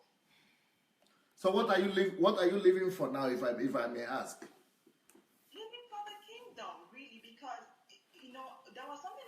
discussing with my husband. You know, you gave a teaching during the week of the birthday when you were talking about the covenant you make with God. And I told my husband that honestly, I cannot. This is 30 something years I've lived on this earth. I have not heard these things from anybody before, and this is just how to live. You know, we're trying to protect and preserve our lives. But the one who does that is the one who's going to lose it. I told my husband that really we don't have anything to be afraid of. You know, we just have to take this message the way, I mean, we have received it and push it on. Like, that's all we're living for, really. This kingdom message, there's no other life to live right now for all those purpose. Is it true that about 500 or over 500 books have passed through your hands to other people? Yes, I was really surprised. You know, all this while I didn't make it a structured thing, you know, the calls come I send. So one day I said, let me even sit down and look at my invoices. And I was surprised. But to me, 500 is really small, Pastor. I was even ashamed. I said, 500, I know how, you know, because I was in the bank and I know how targets are given. To me, 500 is really small. And I don't think only me can do this. And I'm looking for people. I'm looking for distributors all over Nigeria. We need to push pastors' messages. And beyond distributors, we're also looking at how this publishing can be done faster because the books are not coming in as it should. We need this message everywhere. We need to push them into schools, into churches, into the government. It has to just be, there's nothing else to listen to apart from this message. We need to put it on the street. Every day as I'm moving about, I'm like, oh, you know, I'm just seeing, what if it's only pastor's message? I see people angling in way. I'm like, what if we just mount something out here? People are just listening to pastor instead of arguing about politics and what the government will not be able to do for them. You know, for me, this is just, I mean, this message just has to you know, as you are talking right now, I feel in the spirit, I'm catching something in the spirit. In the spirit, I'm getting word of knowledge about what people are feeling. There are a lot of people who are listening to us right now, and they are feeling anger, brokenness, disappointment, that they would have really liked to be in your position. They are envying you in a good way, that you are living for purpose. This is someone living for purpose. So I'm talking now about people abroad who are subjected to Uncle Sam. Okay. Yes, to survival, trying to sustain their family. And they are just saying that you are in Nigeria, you are living full life. You are living full life. You are living for purpose. You are making a difference. And some people here who are listening right now also would like to make a difference. And they are envying you right now. And I want you to give your contact, your telephone again. Just say it, how they can find you, and then you go ahead and mention other projects that you are working on already. All right. My number is 070 plus 234. Okay, sorry. Plus 234 070 65 22 8537. Plus 234 70 65 22 8537. Can you say that again? Plus 234 070. They said no need for zero after, just 7. 70 65 22 8537. Okay. And you have email? Yes, I have an email. Can you write it on the live broadcast? Or your husband can write it? Okay, yeah, I'll put it on the live broadcast. Okay, what are the other projects you are involved with before your husband comes on? Or you would like him to come on now? He's here with me. He's here, we're together. Okay, yes, projects, really. People, okay, apart from the books and the CDs, we're looking to engage pastors pastors in churches also through these materials. Well, it's still under the books and all. And beyond that, because there was something Sister Anastasia was doing, the notes, because I was doing those notes also, but I think she was doing it better or more than me. And I'm thinking that what if we have all these notes and we have a way of even sharing it to pastors as sermon? You know, because I know that pastors a lot of times they're believing God, they're fasting and praying and waiting for sermon, and we have thousands of sermons on YouTube already. So if pastors' messages can even be transcribed and we begin to send these things out to the pastors, you don't even need to transcribe again. Just even the books that you are having, chapter by chapter or subtitles, there are messages already too. Yes. Then your books to bring them in the form that children will be able to read them and understand them. Even though in one of your sessions you also said that you had some books for children, but I don't know, we don't have the English ones. Yeah, go ahead and do what you need to do. Okay. Then we have the World Changers Youth Club. It's a club for young people, and it's all about raising young people in line with these messages that you've given to us, and getting them to see, because Nigeria is a place where people keep talking about problems. But we want our young people to begin to see opportunities instead of problems. In all those problems, let them begin to see the opportunities there through opening NGOs and, being solutions. But that is, you are talking kingdom right there. Because even Christians, everybody is talking about problem. But that is not, that's anti-kingdom mindset. And that is what, it is like the party thing. That everybody is just living their biomasses. The people who talk about problem, the government, everything, they are biomasses. What we should be talking about as kingdom is to be talking about solutions, because the whole earth is waiting for the manifestation of the sons of God. And if we are sons of God, we are supposed to be talking about manifestations of answers, manifestation of solutions. We are not supposed to be complaining. We are the ones supposed to be running after the problem to solve them. So you are right. Yes, then we will equally push the messages to schools, and that's another way we can grow the club also, because these teachings are not in our schools. We have the school drive extra classes for students of various schools. Then another thing we want to do is to make these messages into small tracts, because we have never seen any tract, we've never read any meaningful tract before. It's all about one hell or one heaven or something, one condemnation thing. But if we can break down your messages into small leaflets that people can just take and read as they're rushing off to work or something, those are some of the things we're thinking of doing. Then the church gives back project, where the issue that some of our youth are interested in, will begin to engage churches on what they can do to help the community, to give back to the community. Because we find out that some churches, in fact, the church I was going to, when you're driving into the church, the roads are so bad, but people are comfortable driving into just the church. They're not even seeing that the roads are bad. They're waiting for the government. And we will go to church, we're praying for the government to remember the road. And in fact, it was even a testimony. Somebody now gave it as a testimony when they eventually started working on that road. Meanwhile, the road was bad for many years. And the church is a church that receives billions in dollars and in all currencies. But they will not fix the road to the church. So the church, we need to begin to engage them to look into the community and see the problems that can start solving.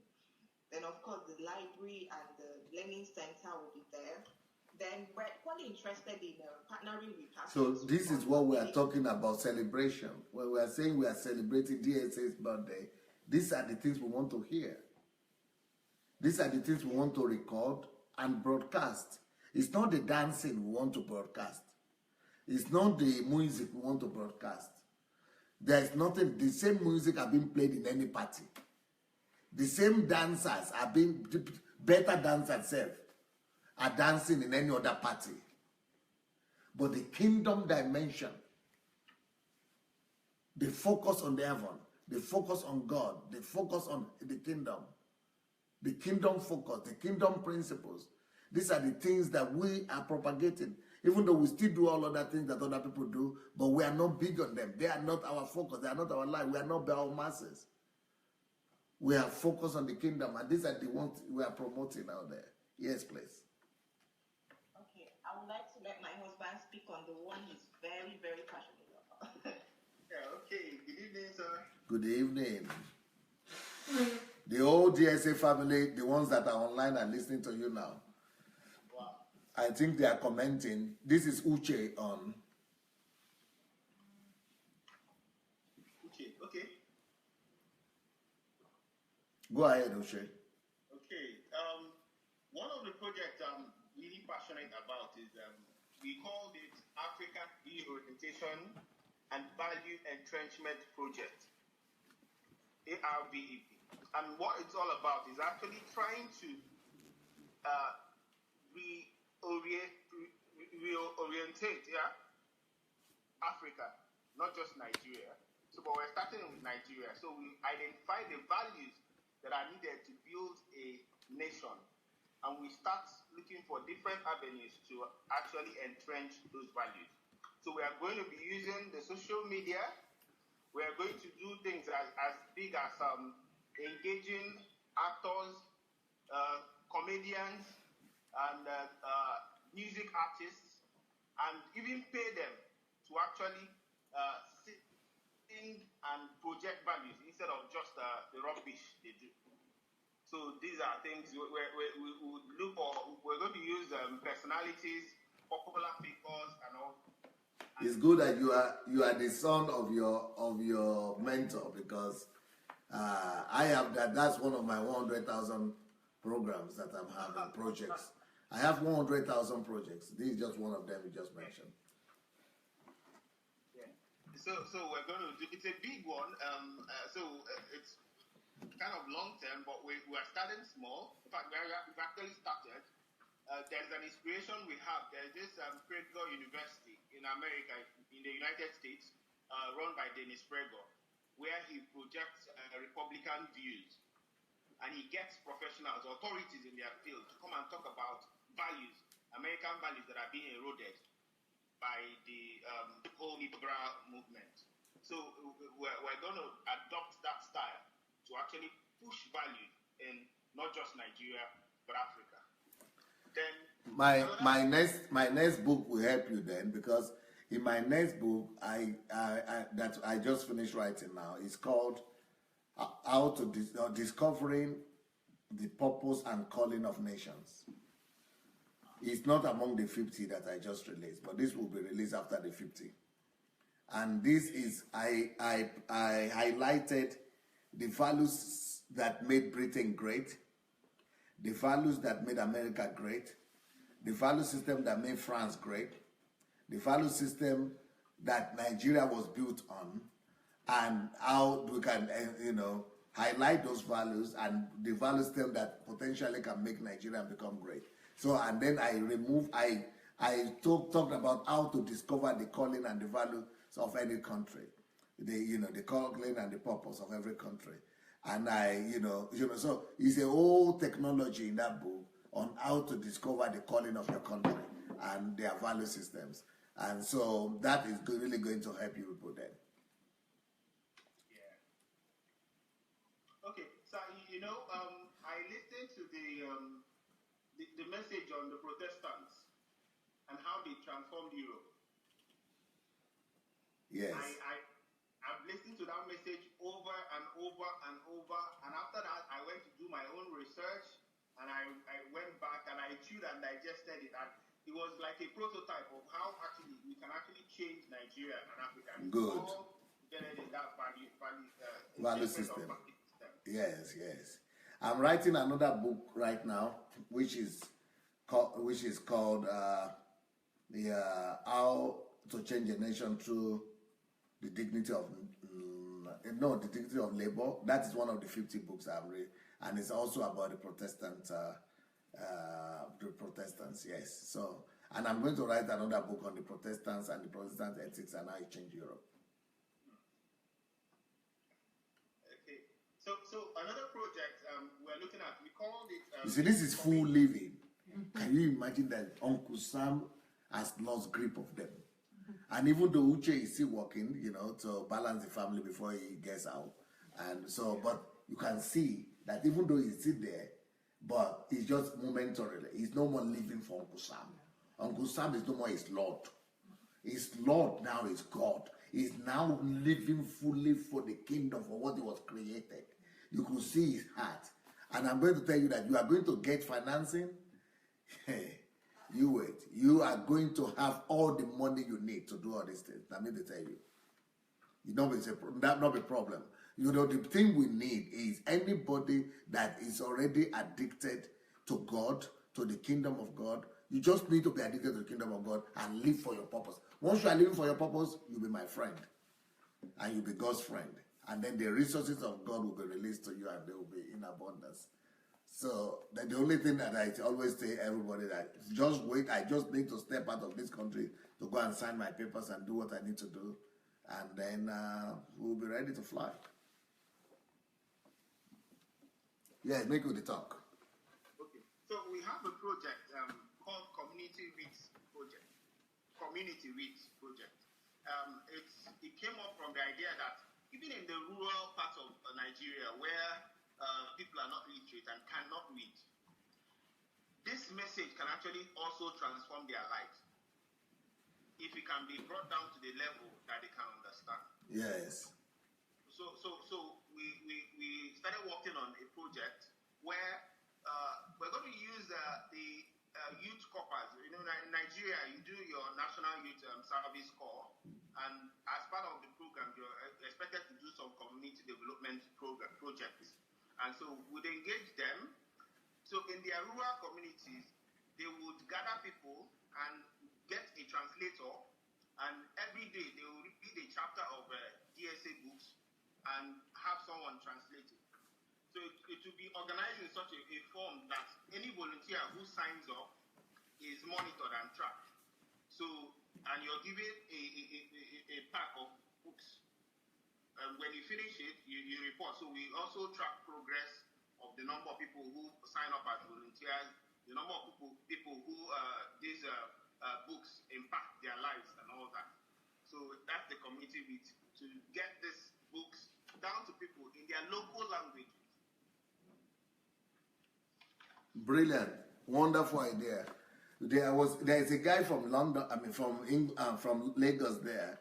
His name is Oluwapelumi or Olupelumi Ojo.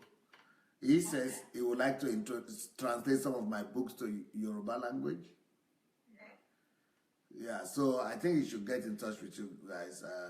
I don't know, but they were supposed to give him a book to do. I don't know if they gave him or not, but if not, I will send him to you. Now, we equally want to have HMCs here in Nigeria. I've been trying to go for HMC, but it hasn't worked out yet.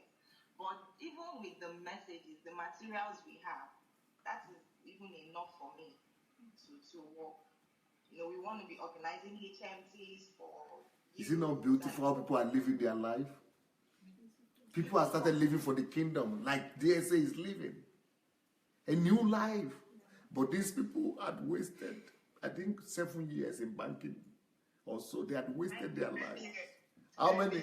10 years. Both husband and wife?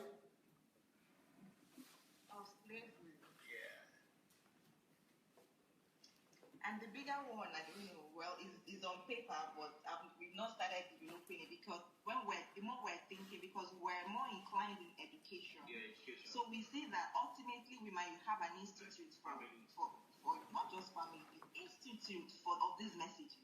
It's not just family, because pastor's messages cuts across every aspect. You people are touching on another area of my vision, which I think I might not be able to do before I die, but it's one of my projects. I want to build 1,000 universities based on different areas of my knowledge that I've developed. If you notice any of my books, you will see that that's a university on its own. Every chapter there is a faculty. If you read my books very well.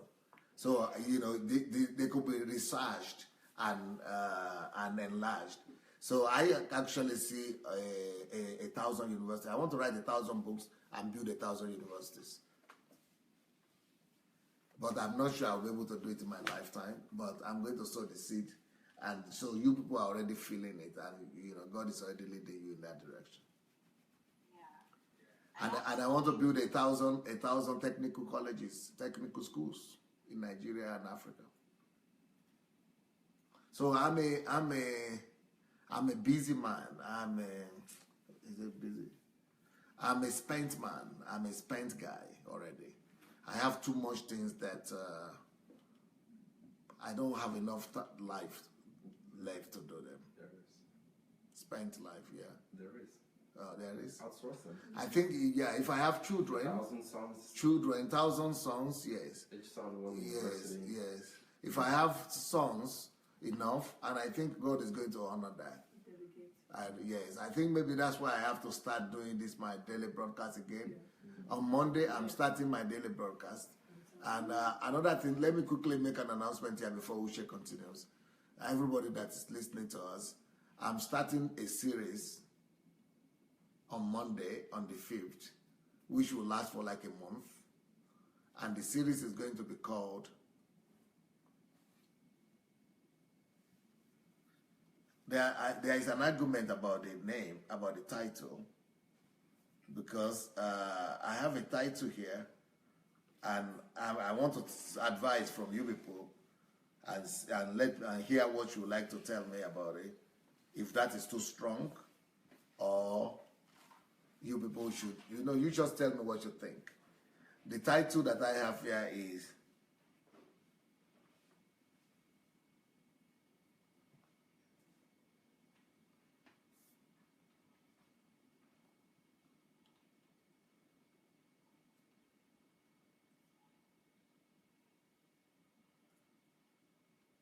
It's a series that will last for a month with different topics on that. But the main topic will be the prostitution of tithe and offerings in the church. Wow. Okay, you are in trouble. Well, maybe it's too strong. Maybe it's too strong. If you people don't want me to say the prostitution of tithe and offering in the church, then maybe it will be the merchandising or merchandising of tithe and offering in the church, or the abuse of tithe and offering in the church. But they are not as punchy. Prostitution. They are not as You want to the prostitution. Yes. It's possible, like Yes. the last day of that Honestly, message, the book should be ready as in last day. Wow, Yes. that's true. So if we can marshal our resources, so as you finish the message, the first morning session, the transcript is ready. The evening session, an hour later, the transcript is ready. So once you finish that message, the book is ready the following day.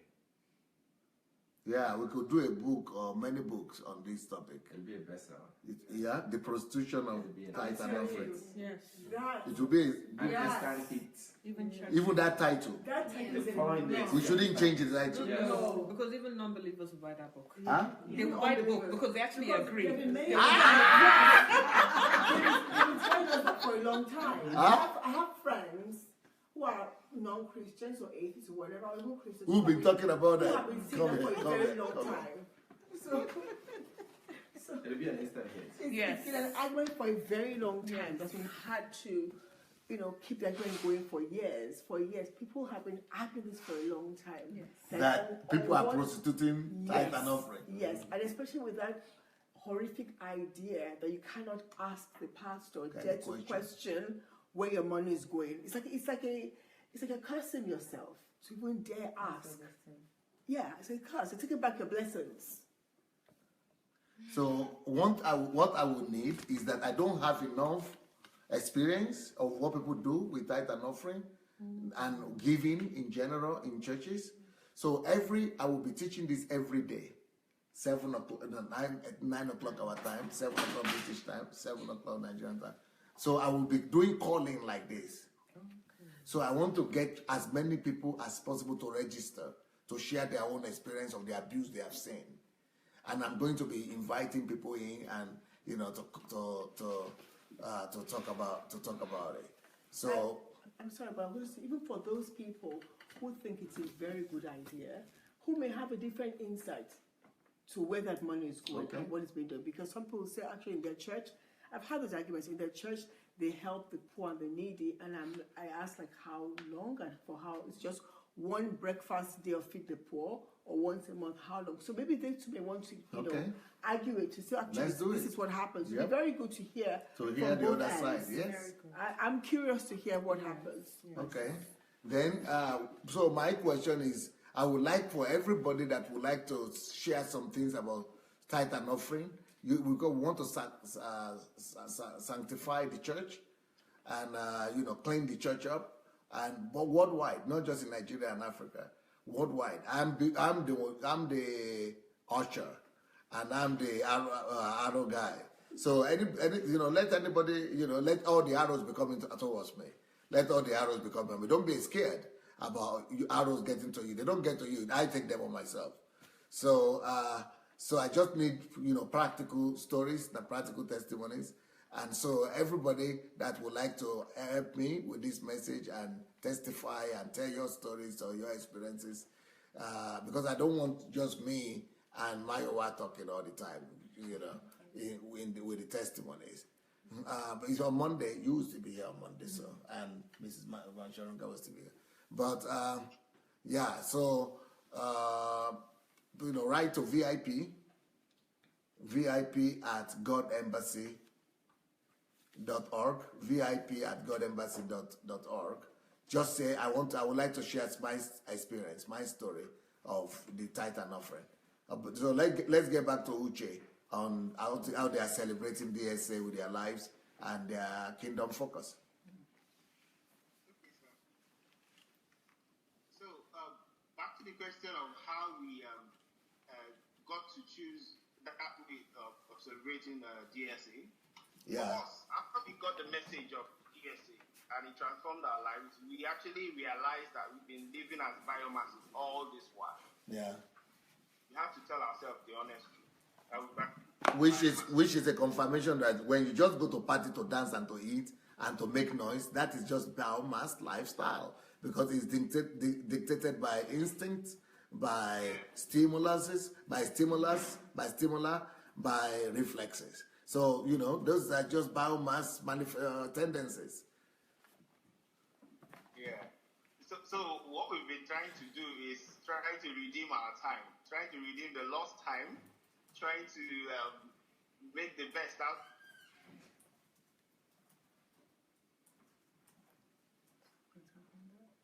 of the whole lot. The day you talked about what makes you cry, that when you look at the enormity, how enormous the work to be done is, it makes you cry. It's actually one of the things. Sometimes you look at what needs to be done in Nigeria. I believe your vision in Nigeria so strongly, as in I believe it so strongly, and I believe it can be done. And it's something I'm so passionate about. Just a little digression. I want to talk about the teaching that will start on Monday, and I'm calling out on everybody on the DSA family. We need to actually have a strategy to share this thing, get it out, because this is actually a stronghold. The stronghold in Nigeria, in Africa. At least you can see the videos that went viral where pastors are calling heaven on phone. People are kissing people in the name of deliverance. This is a problem in Africa. I was privileged to travel to some African countries, and I just saw that the Nigerian churches have all gone to all those places and are actually holding them in bondage as well. We've actually moved out. One of the pastors that got popular with that had a scandal recently, the apostle, in one of the interviews, he bragged that I control. This was his word. He said, I control over, how many million people? That if he spends one day in custody, that Nigeria will be damaged, and it take a whole year to repair Nigeria. So this is the level of what all gives them this boldness is actually our tithe and offering. You've empowered them so much with our tithes and offering. So this Monday is so strategic in the nation in Nigeria. And I'm calling out on anybody who has a strategy to actually get a lot more people on to join live. I'm calling on Mayowa. She's got lots of ideas on how to reach out to people, and anybody who does, let us come up with a strategy to reach as many people, invite as many people. Kate's her Facebook expertise can come in handy here. You get. This is a chance to actually deliver our nation, Nigeria. That's how passionate I am about this. So Monday is a date, a destiny for Nigeria.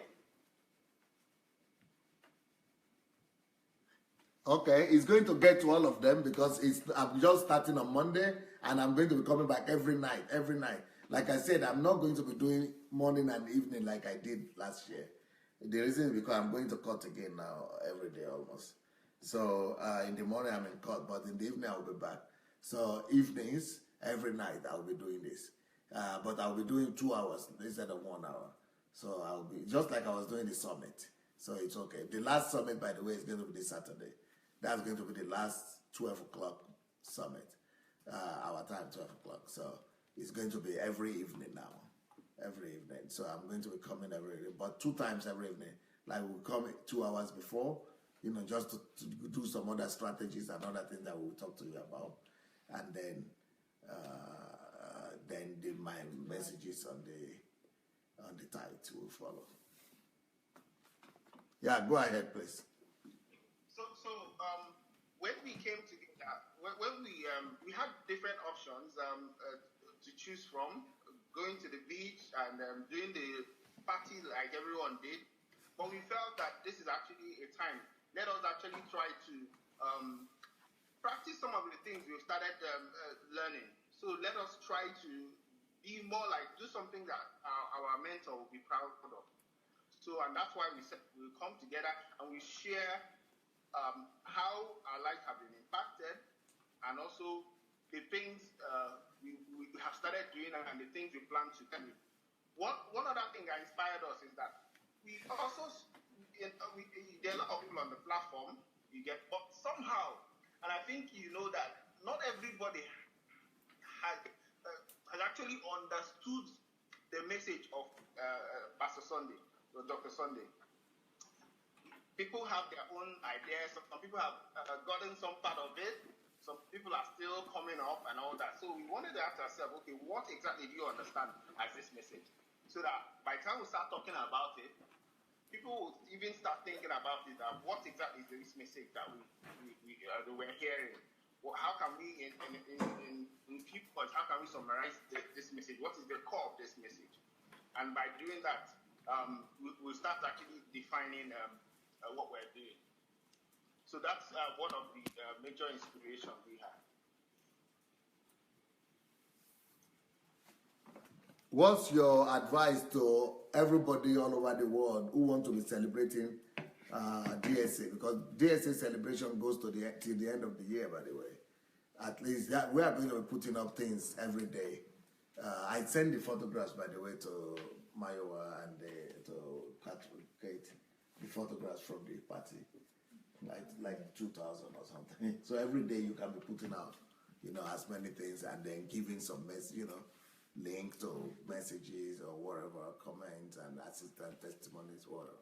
So every day we're going to be having the celebration continue, and then we have a lot of videos. We have to get Igor, as many as possible to take from them. And then, so we are going to keep on the celebration, and all of us could still keep on doing all these things that Uche is talking about. We could all keep on doing it every day. And that way all of us could be celebrating our own days, our own wedding anniversaries, birthdays, and every other thing that we do. And especially when we are being invited to places.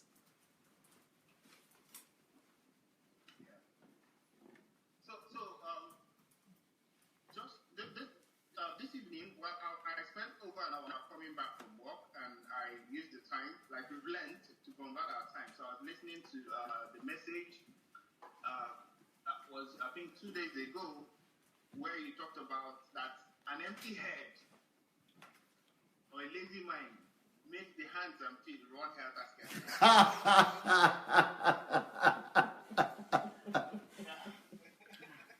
Is it the same thing in Nigeria?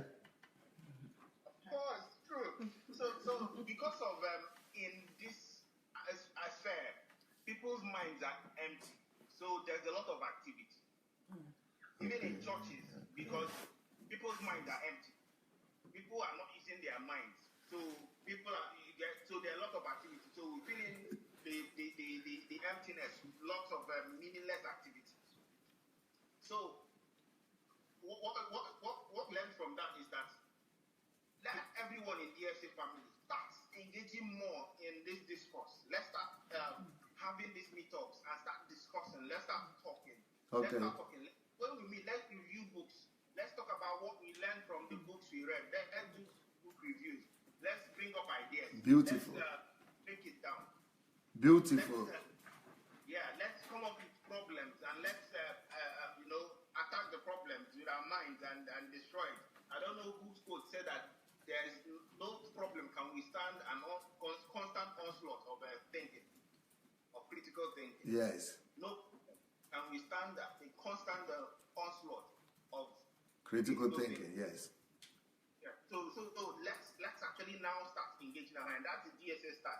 You can get what DSA reminds me of Aristotle and the likes of Socrates, a modern day Aristotle.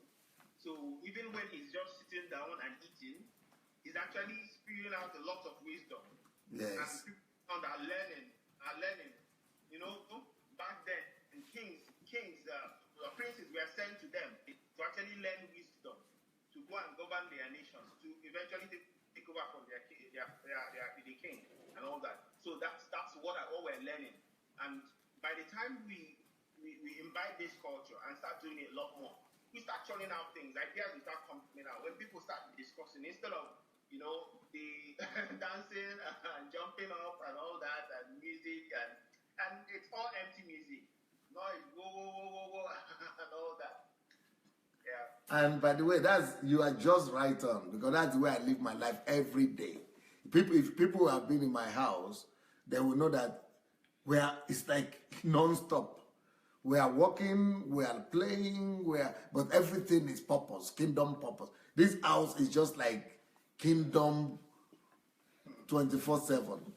Even when we're eating or when we're partying or when we're anything that is happening, it's all about strategy, God, kingdom, live broadcast, anything, things just happen. Even when I'm on my way to court, even court itself is glorifying God. So that's the way all the DSA family people should live everywhere. If they will understand this concept, if we will all understand this concept of kingdom focus and kingdom principles and God focus, nothing like it.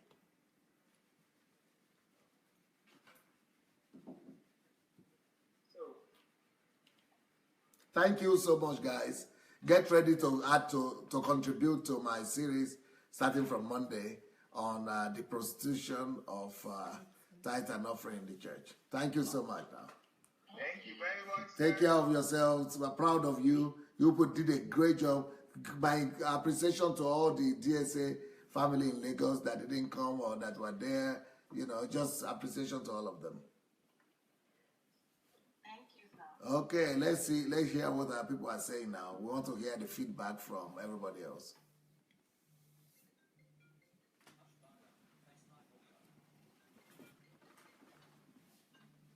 No, go ahead and talk. Yeah, I just wanted to focus.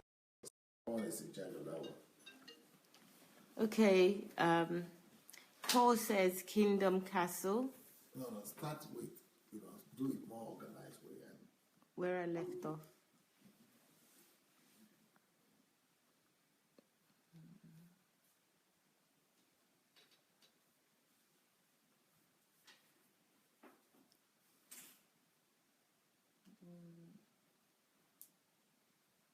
Okay, just start somewhere because you don't keep people waiting.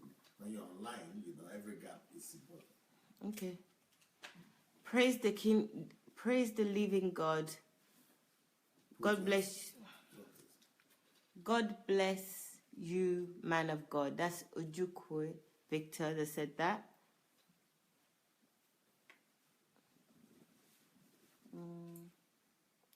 Chioma, David said Chioma is diligent and committed to the expansion of God's kingdom. Euphoria said kingdom people are solution providers and saviors. Bola Luro said, I heard about the Ingwe projects and I was wowed.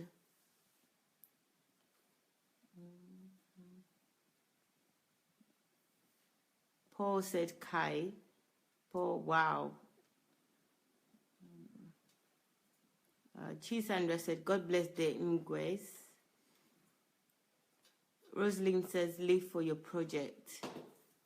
Live for your purpose. Amachi said they are carrying the DSA flag and flying it very high. Bola Luro says, planning and working on my voicing on DSA's teaching and sending them. Bola says, because most of them cannot read or write, but they have ears and they can listen.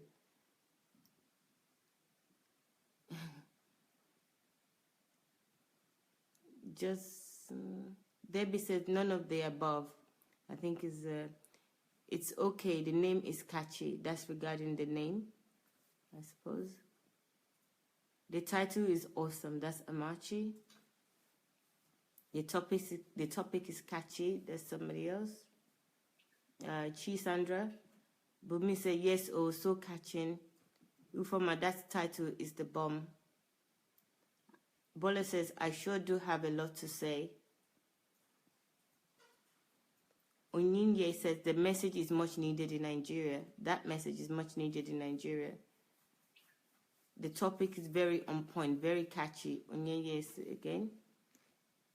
Afolabi says, hello, family. Thank you for your love today. Yeah. Rinda says, you're right, broad. Uche, DSA made me to fall in love with the history, with historical people. Paul says, Kingdom Castle. Okay, I've read that. Well done to the English, so inspired. Thank you so much, Pastor Sunday. May the passion of the kingdom burn in all. That's Ufoma again. Innocent, just okay.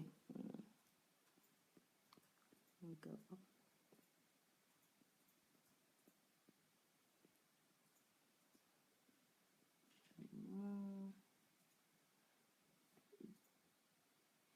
P.S. Chinwe says, you don't seem to amaze me. You don't cease to amaze me. You're definitely different. Nobody else like you. Thanks to everyone that did those parties. Thanks for making mistakes. And through your mistakes, we're learning.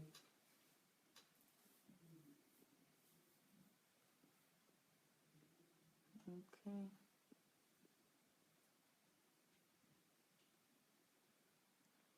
Gift says, how to change party culture into kingdom principle. I think I've read this one already. The kingdom, Chioma said, the kingdom message / life is new to the church. We are learning to become, can't say the rest.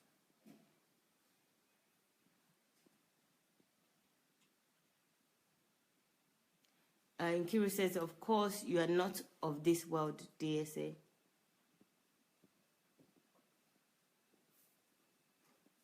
Okay, I think that's it. Thank you, DSA. A big change is about to start in myself now. That's Christian saying that. Okay, so I think that's it. And Amachi says, yes, I'm feeling sober and sad at the same time, just processing it in my head.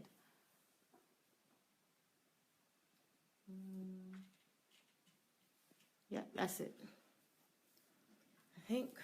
Anyone wants to make any comments? No, I think it's not. I'm sure you didn't read all the comments because you I've read the ones I can see on the page. That's what you should have said, though. You said that's it. That's it meant a little bit different from what you just said now. That's all I can see. Now I understand. Okay, do you want Okay, I to? can conclude. Okay, go on. Conclude for. Well, if you want me to conclude, the mic is with you. Here and here. And Here now. here and now. You need to read that book because you're always lost. You always need to be reminded. It means you are not in the here and now. I'll do that, sir. Okay, guys, and I think we've had a wonderful, wonderful evening. Eventful evening. Some people say it's making them sad, but it should make you sad. And about how to, if you have lived your life like this, I'm sorry. You would quickly need to go and get my book, How to Regain Your Lost Years. You know, you need to go get that book as fast as possible. Good night, guys. See you tomorrow.